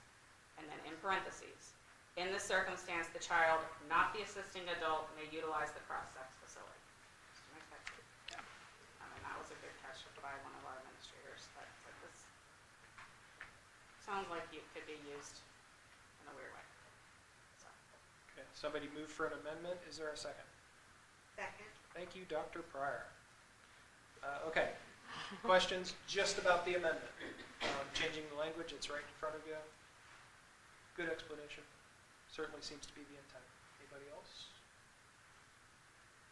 Okay, so let's vote just on the amendment to clarify that language. Whenever you're ready, sir, please call the roll. Mrs. Dawn? Yes. Mr. Kinsey? Yes. Mr. Price? Yes. Dr. Pryor? Yes. Mrs. Anderson? Yes. 5 yeses. All right, the amendment passes. So now let's talk about 7421 as a whole. Does anybody have anything else or any questions? Looks good. All right, please call the roll on 7421. Mr. Kinsey? Yes. Mr. Price? Yes. Dr. Pryor? Yes. Mrs. Anderson? Yes. Mrs. Dawn? Yes. 5 yeses. Motion passes. And I've got quite a bit on the next one, so I don't know. It's just one little thing. Maybe we want to do that next. Yeah, 5223 is our religious release time. Just clarification, the school is not providing the religious instruction. To make the motion. Oh. I'm gonna get mad at I'd like a motion to discuss, to accept 5223. Okay, is there a second? Second. All right, seconded by Mr. Dorn. Please go ahead, thank you. Okay, now I'm good? Okay. All right, so just some things that were floating around there, questions. The school is not providing this instruction, correct? Right, okay. We're releasing students to this instruction. What I had a problem with was H, any materials, clothing, trinkets, or other items provided by the entity are to immediately be placed in the student's backpack or locker on their return to school. Students will not be permitted to bring any food back into their building. The district will not release students for religious instruction release time to any provider that fails to adhere to this prohibition. So I know a lot of places give t-shirts, so are we saying they can't ever wear that t-shirt to school? Or are we just saying immediately upon return, those things have to be stored? I don't feel like it's very clear. I think it sounds harsh to me. Anything provided by the interior to be immediately placed in the student's backpack. I think the intent, and Dr. Kozak, I think you can correct me wrong. I think the intent is kids are coming back with, look, I got, well, candy is prohibited, but I got this Right, cool I get the food new thing, and now the kids who didn't go, it's weird, Right. or it's causing a distraction, or it's causing a fight. I just feel like it's worded awkwardly, like, can they never have that shirt on? Can they never have that sticker on their book bag? Like, what kind of, I think all those things would fall into the student handbook. so as long as it follows If dress it's code? allowable by the student handbook and the dress code, whether it's, that's what. Okay, I just wanted to be, dictates the okay. Clothing or the sticker or whatever else is what. I just wanted to be sure it wasn't like prohibiting it in general, like, No. okay. It's prohibiting. Hey, I From got coming this, back whatever. immediately saying, look what I got, but not permitting, yeah, they can still As long display as it. it follows the handbook, Okay. if it's allowable in the handbook, regardless if it's by them or their own self or whatever else, if it's allowable in the handbook, it'd be allowable. Okay. Okay, so then I am good to pass as is. I have another comment not related to that. Do we need to go through another, Is it about this policy? Yes, it's about this Okay, policy. We're good to go, sir? as is? Okay. I don't have to relate it to what she was just talking about? Okay. Mr. Rogers, etiquette there, you can let us know, right? So the policy starts out by saying, in the very first line there, in accordance with section 3313-6022 of the Ohio Revised Code, students shall be provided release time from school for not more than one time per week for up to 60 minutes to attend a course, blah, blah, blah, blah. So I cannot find, and maybe I'm just missing it, I don't see that time limit in the ORC. I'm not sure why it's stated like explicitly here that this is an ORC constraint, but I just looked it up here and it doesn't say that. So I'm not sure where the once a week, 60 minutes came from. So I'm a bit reticent to put something in there without us debating or talking about what that could or should be. Maybe it should just be that. I don't know. But I don't think it's proper to say that ORC says that, because I cannot find that it does.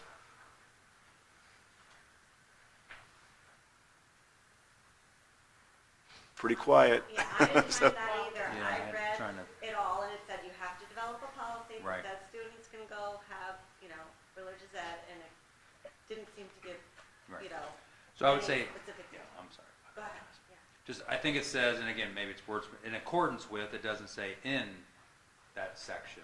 So that's a particular piece that the district wanted to provide some type of limitation on how many times per week and how much time for that particular, so it's not 3 hours, and it's only one time per week. So if we want to maybe change that wording piece that I think it's in accordance with, it doesn't necessarily say within that, but. So if this is going to move forward within our district, I assume some group's going to approach us and say, hey, this is the proposal, and then they will say, we want to do this one time per week for 60 minutes. Or they might say twice a week for 45 minutes, or whatever.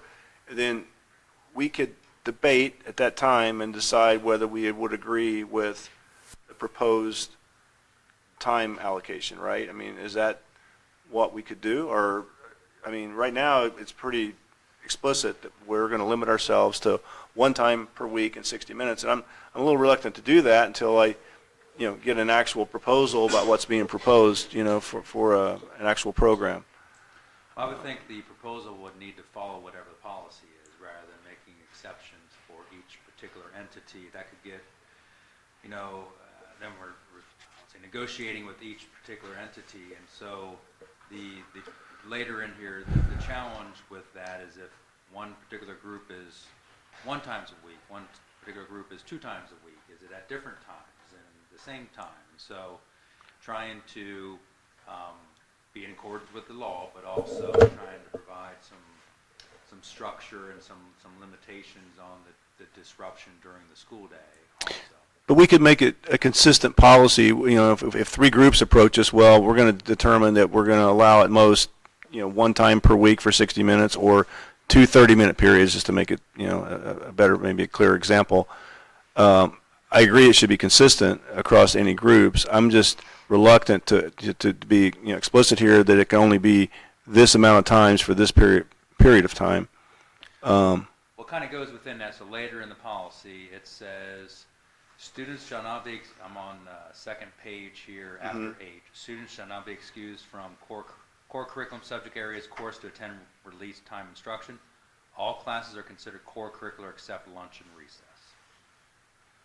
You're going to be hard, I guess you could go every day for an hour, but I think there's a balance of, well, I guess there's a couple things. There's a balance of providing for this and being reasonable about it, and also not being like administratively burdensome to our faculty and staff with kids coming and going all the time. Additionally, if any of these entities who intend to conduct this took exception to those 60 minutes 1 time a week, they've had a month to tell us about it and we haven't heard squat. Yeah, I could say only if it helps, and I don't have a great big sample size, but I've talked to some people that have done this in different school districts because I wanted to be educated about it, and this seems very typical for what they do. So. Yeah, I still don't see value though in being specific as to what's limited. I mean, at the end of the day, some group or groups is going to come to us and give a proposal, and then we could say, we agree with it, and maybe they'll suggest just this.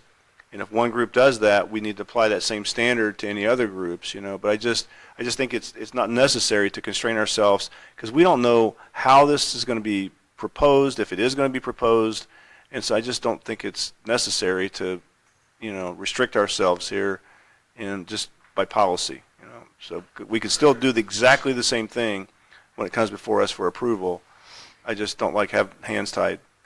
So. Come to you for approval for. I don't think we're approving. No, I know that. I'm saying in the future, some group comes and they have a proposal, then there are going to be those specifics, then we elect to approve or not approve, and part and parcel to that would be the time proposals and day proposals for that, so. I think then we're going to get into a thing where are we treating them all equally? No. I think having guardrails now assures that everyone is, like every group, be it whatever religious entity comes, is treated equally. And if someone comes forward and says, our program is based on twice a week or whatever, and we want to consider that, we can consider amending this policy, but putting some bounds in place so that it's not our administrators that are having to make the call as to what is. No, I'm not asking for that. I'm not asking for administrators to make the call at all. Some group or groups may or may not come to us in the future. They're not going to come to us, though. They're going to come to us. They don't have to come to us. It's not going to be a board thing? Okay, so it's going to be an administrative determination. Right. So that's where the board policy is in place. So then the administration would follow the guidelines of the board policy. So basically, we're saying we are allowing this much time is what we can allow for our students to do this. We're putting that guardrail and that boundary in place. Along with, it's going to happen during lunch and recess. Okay. And again, I think that's pretty standard for these types of programs. Right, and if it happens during lunch, then that entity is responsible for, okay. So All right. visualizing like second grade, or Stephen Bell, this is all happening on Tuesday. So at lunch and recess during Tuesday, with their lunches, if kindergarten's lunch is at 10:30 to 11:15, then this has happened from 10:30 to 11:15 for any entity that's being involved. Not, any, and then first grade is at 11:45, second grade's at 11:45 to 12:30, and that's on Tuesdays, for example. That, whether there's one entity or 6 entities, that's the day it's happening. Because to have that on multiple days is going to be burdensome to administration and just making sure everybody's coming and going safely and people are accounted for, and also the rest of the day is happening. So trying to obviously adhere to the law, but also trying to not have it be burdensome on, as little burdensome as possible on the school. I guess I'm probably just coming from a perspective of having lived in Utah where this is part and parcel to the way the educational system works out there. And I believe there that kids are released on a daily basis, which I'm not advocating that at all. By no means am I advocating that. But they, as far as I understand it, there are accommodations for them to go across the street to what they call their seminary for Mormon-based religious instruction there. So it's just a different perspective for someone having lived in a different part of the country, me, and having observed that. You know, my kids didn't go to that, but it's just, you know, it was just, it's just a point of reference. And but that's okay. I'm not really going to push it. Like you said, Audrey, your point's well taken. If for some reason this evolves and we really do need to consider that, then we can revisit it, and someone can come here and make a request, and we can then debate it, and you know, so it's not a hard and fast, you know, thing. It's not in concrete. So. And having lived in Utah as well, if I'm correct, because that's such a big part of the culture there, they've set up their whole school day to like at this period. Yeah. They're not trying to squeeze it in during lunch Yep. and recess like we are. They have structured their school day to like provide time Yep. for that. Yeah. So it's Okay. a very different concept. I'm good. I'll shut up. It's all good. No, that's very good thinking. And there may be a time we have to, if it happens in middle school, there's no way to do it without including Eagle. Right. Because that's when I schedule all the orthodontist appointments. All right, I'm going to pick you up right at Eagle, we'll get you back right after lunch, we'll stop at McDonald's, you know? Right. So that's 1 hour, that's, you know, so there's, I mean, to just say lunch and recess for middle school, you gotta. So just the way Right. middle school runs, Yeah. this would be challenging to do, period. Yeah. Right, same for the high school, I mean, unless you include a But mentor. instruction happens during equal periods, so I understand that. Right. Okay. All right, so very good discussion. We have no amendments on the table. Are we ready to vote on the entirety of 5223? All right, it was moved by Mrs. Anderson, seconded by Mrs. Dorn. Please call the roll. Mr. Price, Yes. Dr. Pryor, Yes. Mrs. Anderson, Yes. Mrs. Dawn, Yes. Mr. Kinsey. Yes. 5 yeses. Motion passes. Anyone have anything other than 5780 parents' bill of rights? That's the last one. Okay. So, motion to accept 5780 parents' bill of rights. Second. Seconded by Dr. Pryor. So, as I understand my procedural direction here, I'm going to go through these and we're going to discuss them one at a time. We're not going to discuss the big old thing all at once. So, I'm going to try to do this in a way that makes sense, because it is challenging, because some of these are interwoven. So like some of these are definitions that are used later in the bill, so I'm going to, or not the bill, the policy. So I'm going to try to do this in a way that makes sense. If this is going to take a while, maybe take a 5-minute break. We've been here for 2.25 hours, so. I think that's perfectly fair. I don't know If how somebody long wants to motion for a recess, but I'm good to go. It's up to you. if someone needs a recess. Make a motion if you want to recess. I was thinking of other people. That's all I can say. I'm good, so. Okay, so my first motion, I'll try to get this maybe the easy out of it.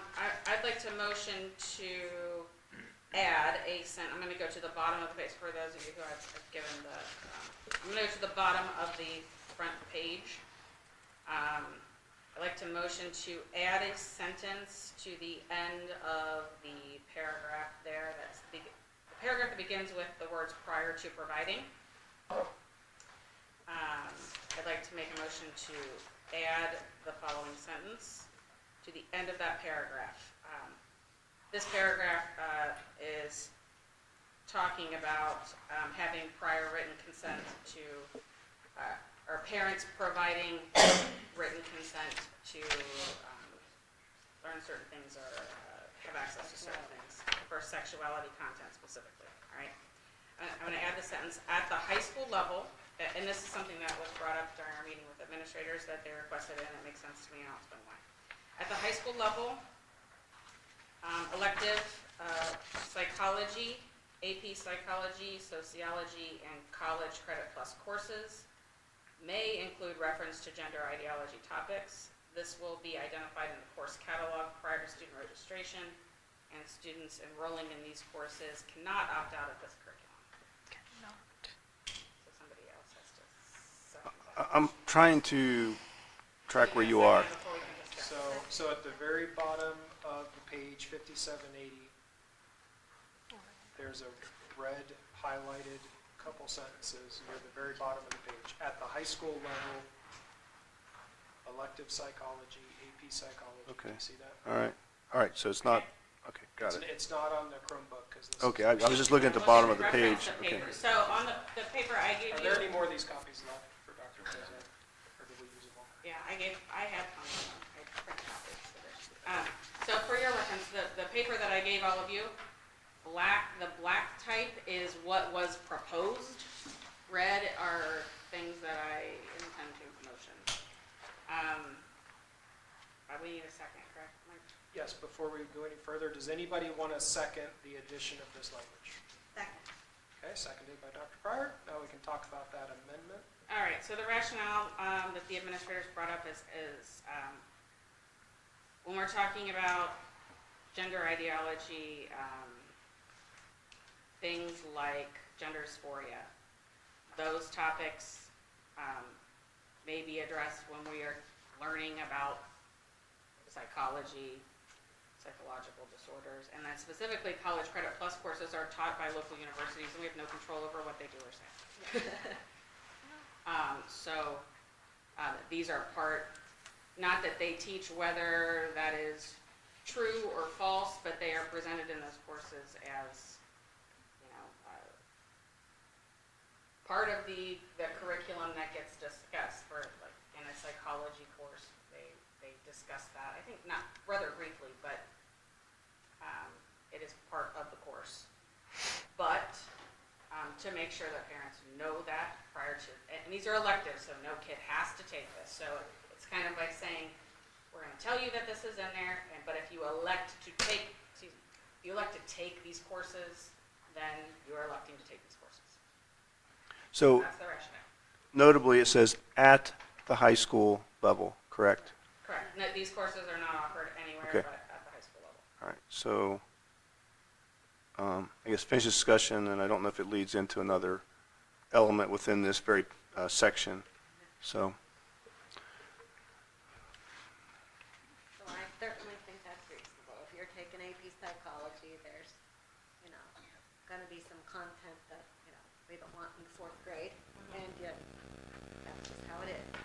And it seems to follow the spirit of everything else of parents are notified. Right. So, all right, are we good to vote on the amendment only of adding those 2 sentences to that paragraph?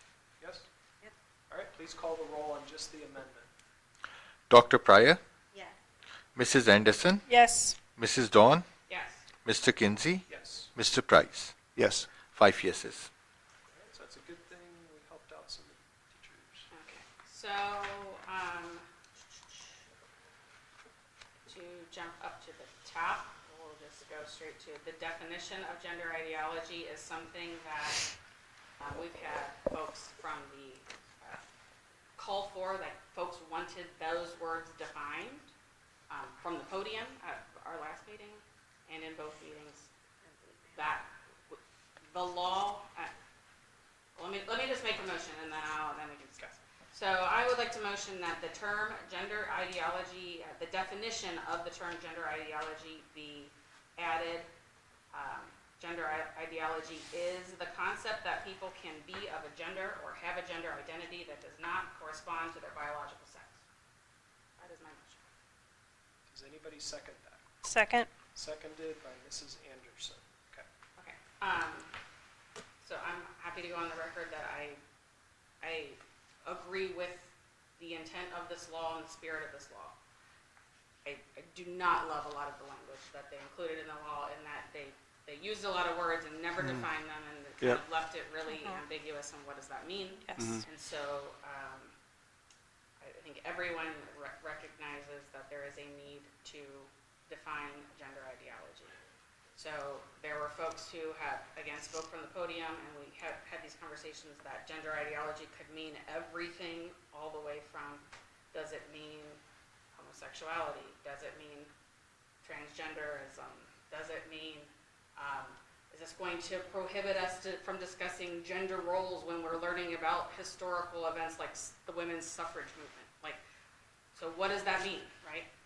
So I think the intent, the spirit of the law is talking about the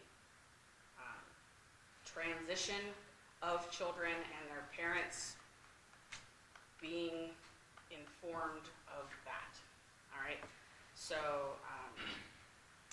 when we came out of the meeting with administrators, we didn't settle on these exact words, but we discussed a basic definition of gender ideology that is clear, that we are talking about the subject of transgender, not the subject of homosexuality, not the women's suffrage movement, not traditional, gender roles.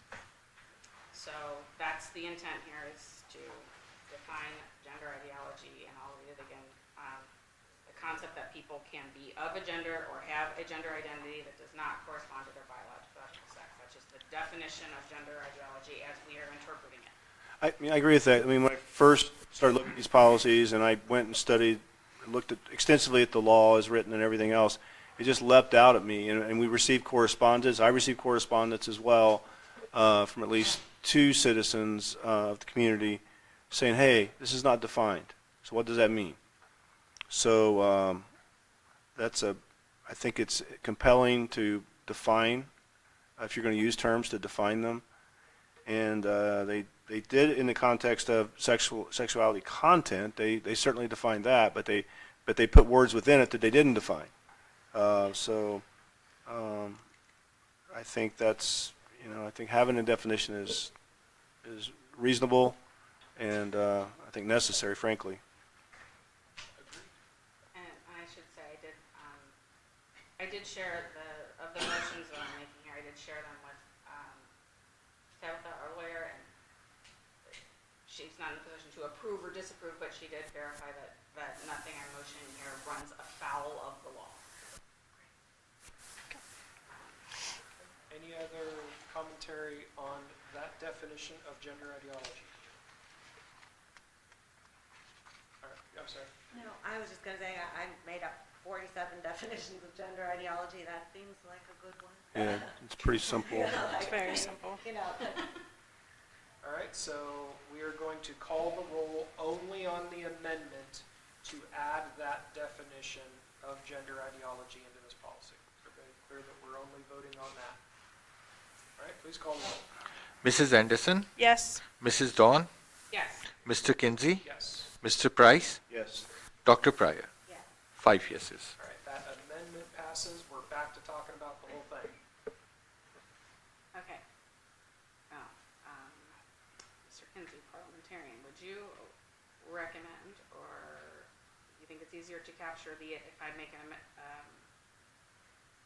there are a number, I would call 3 separate changes within the definition of sexuality content in the Lots motion. Should I motion that as one motion, or would we prefer to discuss those as 3? I recommend, it doesn't matter, and I haven't even read this yet, but I see 2 strikeouts and multiple additions to sexuality content. Is that correct? Yes. You So want to just do them one at a time? Is that what? Okay, well, I was going to say do them all. And I did have one as well that I wanted to make, so I don't know how it fits within all of your stuff either, so. So maybe we need It's to not do one at red, a it's time, not, so I'm it's gonna not keep currently up. red. It's I can not keep up currently with it. red, so I don't think you're bringing that up. Let's just do it one at a time then. Okay. Okay. So, I'll just start at the top.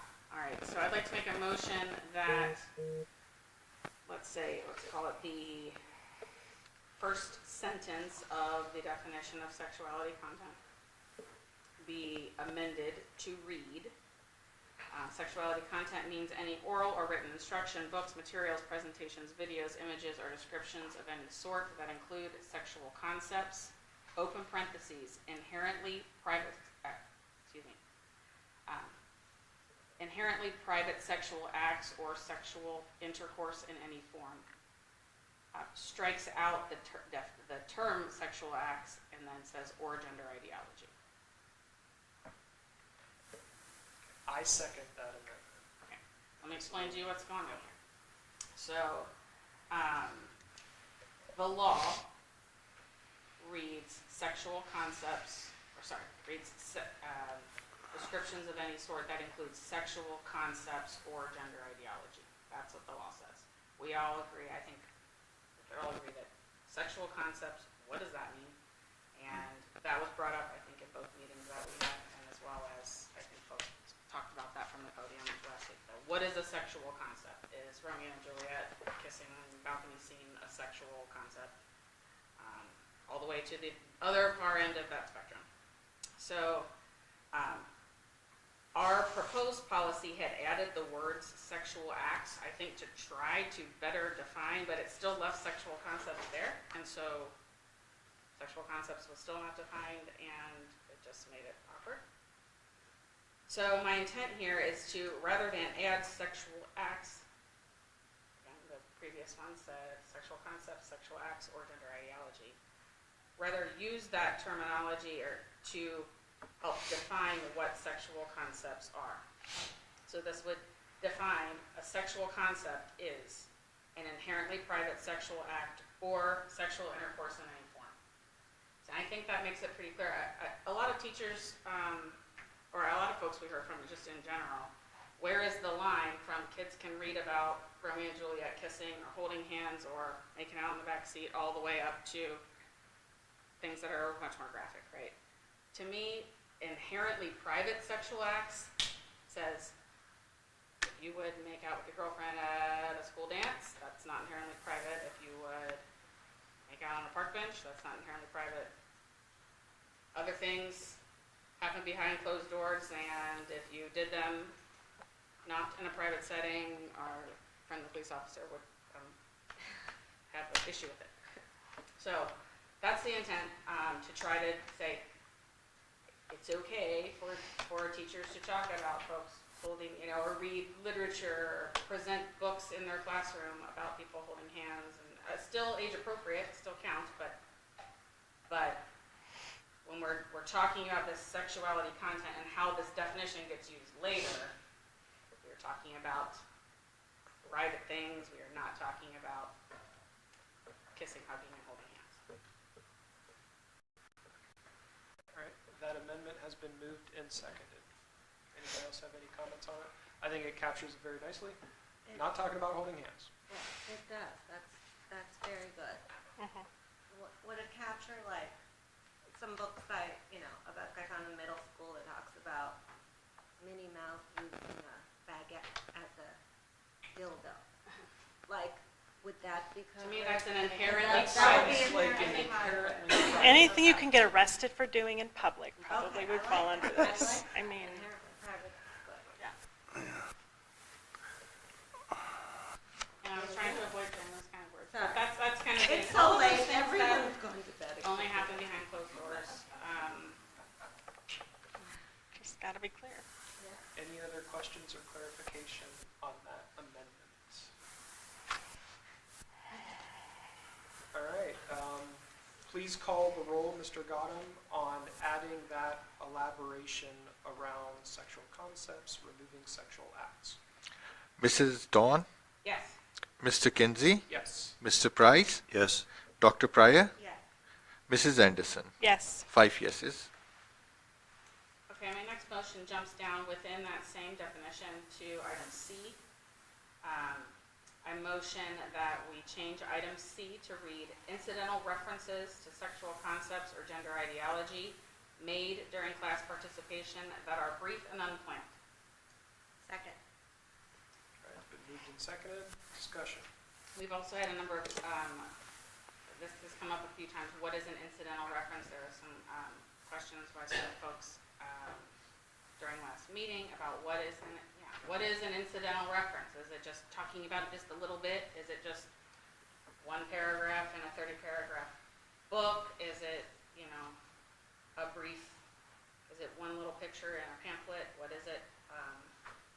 So I think that an incidental reference, what the spirit of this is trying, and for those of you who aren't looking at this is in the part that says sexuality content does not mean these things. It doesn't mean when we're teaching about STDs in health class or sexual assault and violence prevention.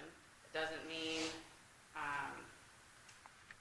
that, the things that I think common sense dictates that we do mostly in health class. So this is saying that it doesn't, sexuality content does not mean incidental reference to these things that are made during class participation are brief and unplanned.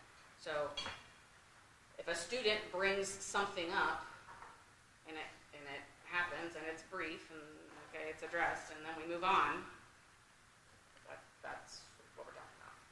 But when it We're says, talking about, we can teach about it as long as we do it really quickly. but when it says class participation, obviously, children are in different settings beyond the class. You have clubs and such. So is that understood to be class participation, or is a club considered to be an exception? As I read it, it has to be the exception has to be during class participation. So there is no exception for clubs. There is no exception for cafeteria. Oh, okay, gotcha. In order for it to be an exemption, it has to be Okay, gotcha. incidental reference during Okay, class sorry. Yeah, participation. that does not include, sorry, I wasn't listening, so. Okay, I think that captures it nicely. Yeah. What does incidental mean? I feel like that captures it. Yep. The spirit is, kids could raise their hand and say anything. Yep. We're not holding a teacher responsible for that. Right. So. And it might have to be addressed. Right. You might just. Any other discussion about that amendment around incidental references? And again, this is all in a definition that gets used later to say things can or cannot be done, or mostly to say what kinds of things parents need to know about. So this is all still part of that definition. Okay, so let's call the roll just on that amendment for context around incidental references. Mr. Kinsey, Yes. Mr. Price, yes. Dr. Pryor, Yes. Mrs. Anderson, Yes. Mrs. Dawn. Yes. 5 yeses. All right. I'd also like to motion that we add a item D underneath that definition to read instruction and/or presentations on puberty and/or sexual reproduction that may be provided in grades 4 through 12 in accordance with approved curriculum and with prior parent notification and permission. I second that amendment. And so this means, we can still teach the basic puberty stuff that might go on and wear deodorants in 4th grade with that the parents get, knowledge of ahead of time and approve. It's crazy to me that was not in there. I mean, it was just so obvious to me when I read through it. It's like, how could they not have included that? It's just, And the items above, and I think when we all read it the first time, we were like, oh, that captures it. But then when you read it more closely, it does say, okay, it only talks about basically STDs. exactly, yeah. And sexual abuse, violence prevention. I think that's just the spirit, but, yeah, so in general, I think is it 4th and then 6th or 7th, I don't remember.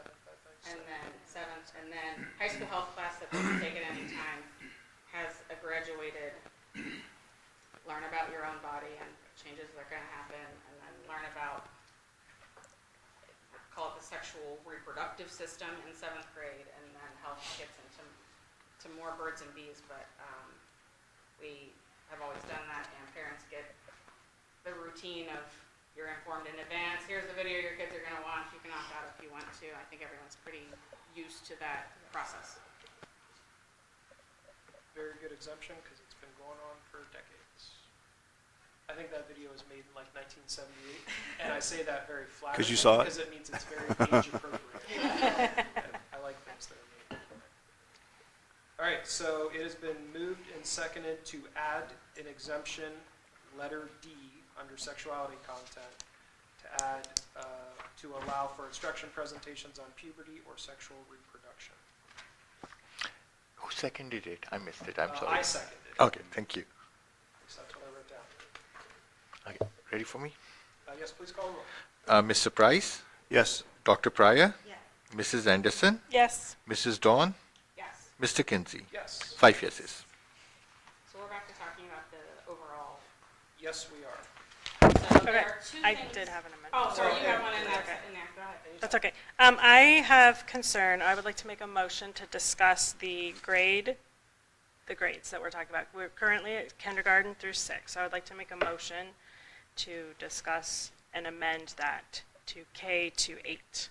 Okay, so there's a motion on the table to amend K to 6 and make it K to 8 for when sexuality content, gender ideology cannot be provided, seconded by Dr. Pryor. Okay. feel free to- I just think K to 6 is an awkward time, and I think it's going to kind of be hard for the middle school to kind of do that because we are grade banding from K to 8, and I'm not willing to go anything under 5th grade, so I think, I think K-8 is a much better fit strategically for our buildings, the way our buildings are set up. What, that's kind of what I didn't know whether it was fit to talk about it earlier, but, we've quote unquote carved out an exception for this with the first thing we talked about at the high school level. And then you can talk about, those topics, gender ideology topics. And it's obviously very well described and how it would work and everything else.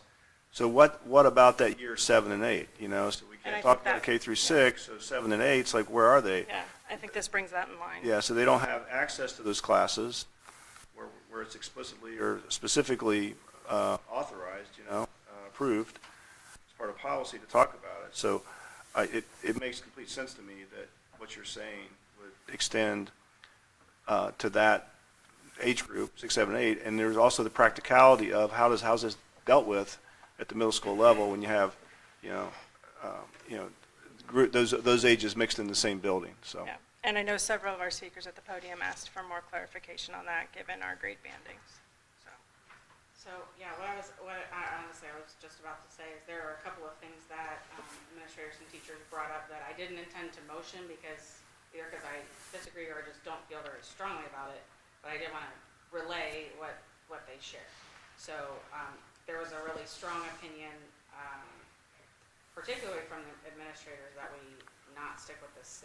They requested K to 5 just for that very reason of splitting a building gets very hard when, talk about a teacher's library or their content, or sometimes students from multiple grades are merging into one classroom because the advanced 5th grader or advanced 6th graders are being taught with the typical 7th graders.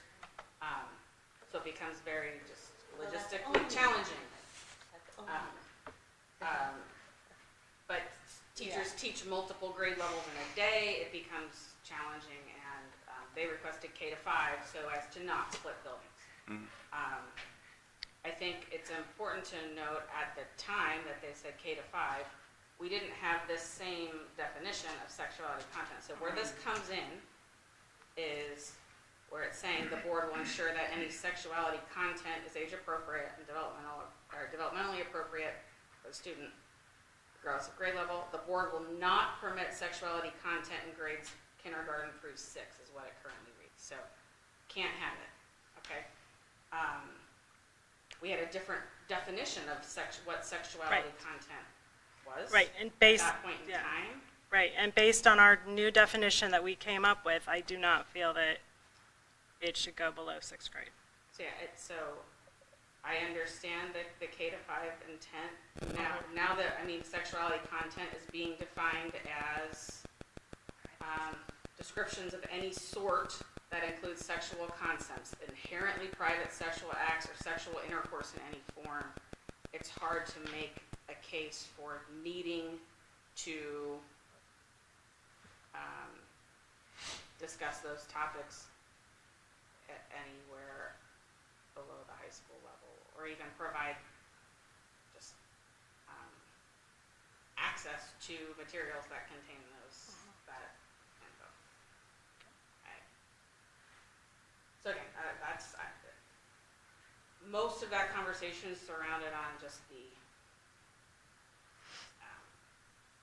administrative difficulty of having part of the building be under a certain rule and part of the other part being under another rule. Well, again, the added sentence that was done earlier really creates the contrast, you know, so it leaves, we're addressing K through 6, we're addressing 9 through 12, what about 7 through 8? You know, it's just not there. So again, I appreciate the challenge of a mixed building, 6 through 8. And so I'm basically following what you're saying and agree with it.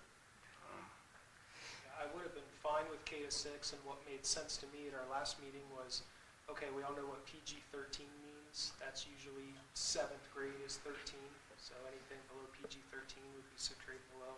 Also, given that 7th grade is more of the sex, reproduction, health instruction, but I mean, with the challenge of the mixed building, I can see that, so that's good feedback from the administrators. Yeah, now, I guess I'm just summarizing now. Sorry, it's getting late. I'm getting sleepy. But now that we've defined inherently private sexual acts, certainly that's probably not age appropriate That's rated R, not PG. for 6th graders. So extending to 8th grade in order to not have the building split logistically seems to make sense.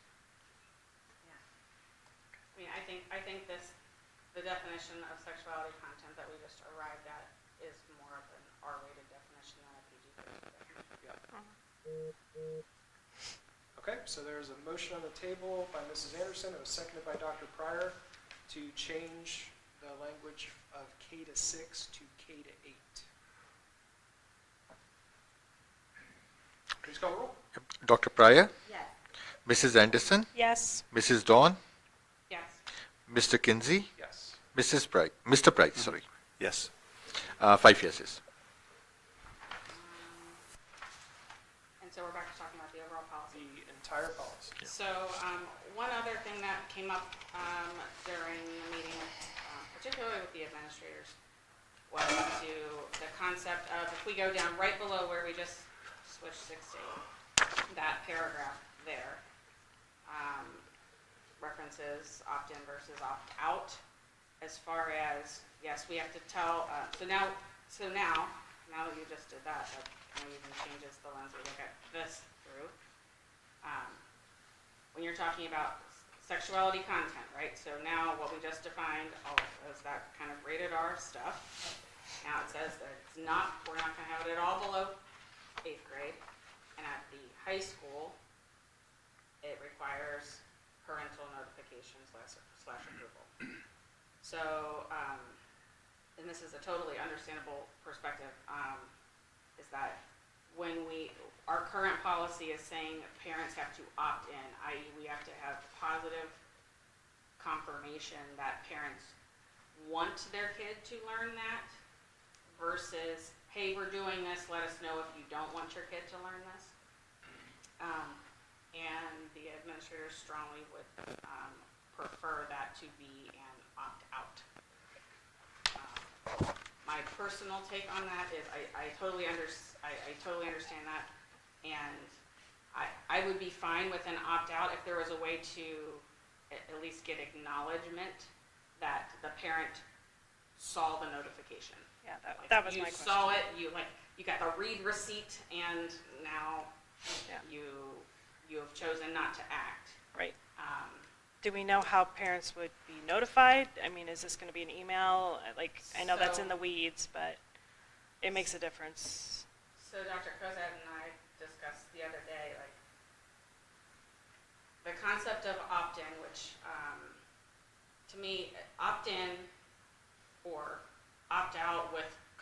function of parental notification is kind of the same thing. Right. I guess my personal take on that is I prefer the opt-in because I want, if we are going to teach something that is rated R, like we just defined, or teach it, or allow access to something that is rated R, and our student wants to partake in that, I want to know that the parent knew. Now, are there ways that we can do that that at least somewhat addresses the concerns of how pain in the butt that is going to be for our staff? So if the high school, 11th grade English teacher intends to present a novel during third quarter that has a couple pages of a pretty spicy scene, can they include that in their course syllabus? Say, I intend to teach this novel. Parents be advised that this novel does contain some mature content here, at this page or whatever, or in this way. And parents sign the syllabus at the beginning of the school year, and the student brings it back, like some high school teachers already do. To me, that's fine. And there are probably other ways that using technology, using final forms at the beginning of the year, to me, as long as we are upfront about what is available, what is being taught, and it's eyes wide open. Like, it's not just that, hey, I'm teaching this novel, but I'm teaching this novel, and please be aware that there's a little bit of something in here, but it's value added. I'm totally fine with that if it's done at the beginning of a semester, the beginning of a school year, during final forms, but that we're pretty upfront about why we're asking permission and not just lumping it all together as a categorical. So that's where I am, but I do want to convey that the administrators really do not like the opt-in. My son, when he was a senior, he took a film class, and I had to sign permission slips for certain movies they were watching, so I think there is a fair amount of opt-in. Why did I have to sign that permission slip? Right. So, I don't know, We're pretty accustomed to doing it for movies. I know at middle school, high school, I signed permission to. Well, some middle school teachers just send an email saying, we're going to be showing this movie, please email me that your child can watch it. So, Is there a way to, so the written piece, maybe written is, old-fashioned or type of electronic, or is there a way to, we have a piece of software that there is a read receipt and some kind of thing, I guess, is that open? Is the board open to that of, it's not a yes, but it's, yeah, I've read that, and there's some way to prove that they've read that. read receipt just means you opened it, is that right? Well, at some point, parents have to do their part. Right, I get it. It sends you the email, you open the email. Right. It verifies you open the email. Might be through our new software, Parent Square, we might be able to have some type of acknowledgement kind of piece that, hey, the parent opened this. It already provides for paper or electronic format. Now, that is not an opt-in, but is there a way to use, to me, if there's a check a box or whatever, I'm even fine with the read receipt. Because again, yes, I think parents need to be aware, be made aware. Once you're made aware, you also have to, do your part of opening the email and reading it. If you've opened the email, you have to read it. I personally want there to be some type of active acknowledgement. And how many times do you just let something fly by, or you open it and you didn't read the terms and conditions of the entire thing? I want there to be some type of active acknowledgement. And I hope that this is accurate, because again, now we're talking about very spicy R-rated things. We're being told that there's not much of that in our schools, right? We're being told that our schools has none of that, so I don't feel that there should be a big onus or burden unless I'm misunderstanding the volume of R-rated materials being provided to our children. So I land on, I want an active acknowledgement, and, you know, I guess while we're on the subject, because I also want to be very careful not to get down in the weeds and talk about day-to-day operation of this, but hopefully, I think you said it well, and I'll just reiterate my own feelings of clear visibility and transparency to what you're acknowledging. So just saying, stupid example probably, but like, hey, we may be teaching one of these 50 books, you know, click the box to approve all 50 books. It's like, no, because I don't know what's in those books. Like, you know, it needs to be this type of content, this type of material that I'm releasing. Some spicy R-rated things. I'm actively acknowledging that my child can be provided that. And again, I hear it's extremely rare, so that's the good news. I don't feel like there would be too much of an onus, and if I'm wrong in that, please feel free to come back and say that that's too burdensome due to the high volume of R-rated material. And again, the lens that we had that conversation, sexuality content wasn't quite defined in this way. It was still sexual concepts and what is that, and is it Romeo and Juliet kissing? Right.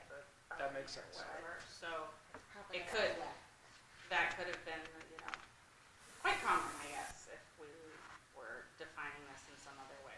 If the middle school, I think one of the middle school teachers brought up if I have to ask for permission to teach women's suffrage and the gender roles. Okay, so I haven't heard any amendments being moved yet. We're still back to talking about the whole. Does anybody else want to make any amendments or any more discussion on the entire 5780?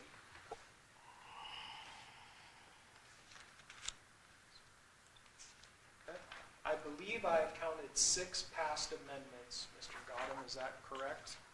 That's correct. All right, so unless anybody has anything else they want to talk about it, I will call the roll. So now we are now voting on the entire amended package here.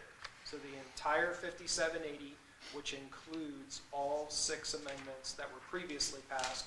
This is a yes or no vote to accept it. Everybody cool with what we're voting on? Ready? Please call the roll. Yep. Mrs. Anderson, Yes. Mrs. Dawn, Yes. Mr. Kinsey, Yes. Mr. Price, Yes. Dr. Pryor. Yeah.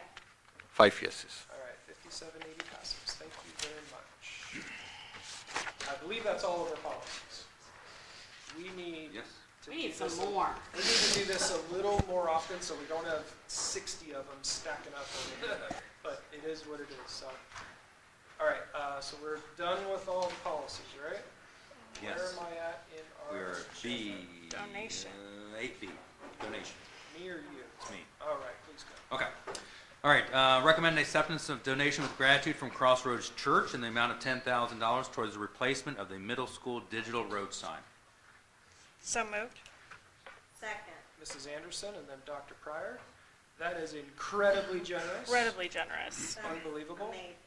Please make sure it has an eagle on it. Thank you. Not a crow. Very much so appreciation of that, and so Very they've much. been in our facility here in the middle school for quite a long time. Mr. Eckley, do you know how many years? 8 years. 8 years. So they've been here a while, and so they are moving to, or they've already moved to their new location over at the Dayton Mall. So they graciously gave us this. Wow. So they're doing is they're leaving. They're leaving and they're. Yeah, they left. Yes, they've already. As they're leaving, they're giving us. That's pretty remarkable. That's awesome. Wonderful tenants, wonderful people. I am gonna miss our summer board meeting with the barnyard back Yes. from Vacation Bible School. We can do it on location over there, maybe. No. not gonna do location. Incredibly generous. So this is in combination with the middle school is going to kick in some of that money, and then some also district PI money is going to be kicked in that. So it's a combination approach. That's necessary. Yep. It sounds rough. Yes. I've seen better days. All right, please call the roll to accept the donation with gratitude. Mrs. Anderson, Yes. Mrs. Dawn, Yes. Mr. Kinsey, Yes. Mr. Price, Yes. Dr. Pryor. Yeah. 5 yeses. Summer athletic camps, recommend approval of the following 2025 summer athletic camps. So we have softball, football, girls soccer, cross country, girls basketball, boys basketball, cheerleading, and volleyball. These are our typical summer athletic camps. So moved. Second. Mrs. Anderson, then Mrs. Dorn. Looks like a lot of fun. Yep. Keeping kids busy in the summer. Good stuff. Please call the roll. Mrs. Dawn, Yes. Mr. Kinsey, Yes. Mr. Price, Yes. Dr. Pryor, Yes. Mrs. Anderson. Yes. 5 yeses. Anything else, sir? Nope. All right. I will take a motion to adjourn. I have to go back, sorry. Yeah? Something What's up? sorry. I meant to bring this up earlier when we were talking about policy, and not to go back, but I have to go back for a second. Parents' Bill of Rights, the law that brought all that to us actually went into effect yesterday. So to the extent, like exactly what the law says is in effect right now. And it was today during school, even before we had this policy. Another thing that the legislature did weird was that they put this law that went into effect in 30 days. So the law went into effect, but the law also said that school boards had until July to have a policy. So the law is in effect. So I think just kind of a general statement in that to the effect, to the extent that the law is in effect, that we starting from need to abide by the spirit of that law. Like if a student comes to us with,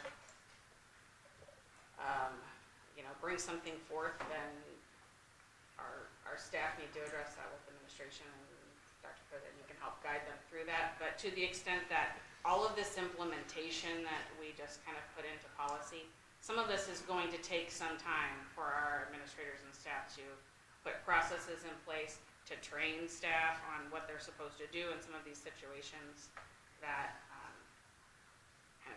the grace of giving them until July 1st, which is when the policy needed to be in place, is really next school year, because totally understandable that this is new, and teachers, staff, especially our school counselors who deal with students who are having some of these issues, are going to need to get clarification and some training on some of this. So I think just wanted to make a statement. The law is currently in effect, but there is grace in the implementation of this exact policy, and that it should be fully implemented by next school year. Sorry, I meant to say that earlier. Yeah, forgot. Good note. Any other comments at all? All right, can somebody make a motion to adjourn? So moved. Mrs. Anderson, Second. seconded by Mrs. Dorn. Please call the roll to adjourn. Mr. Kinsey, Yes. Mr. Price, Yes. Dr. Pryor, Yes. Mrs. Anderson, Yes. Mrs. Dawn. Yes. 5 yeses. We are adjourned at 9:58 PM. Thank you, everyone, for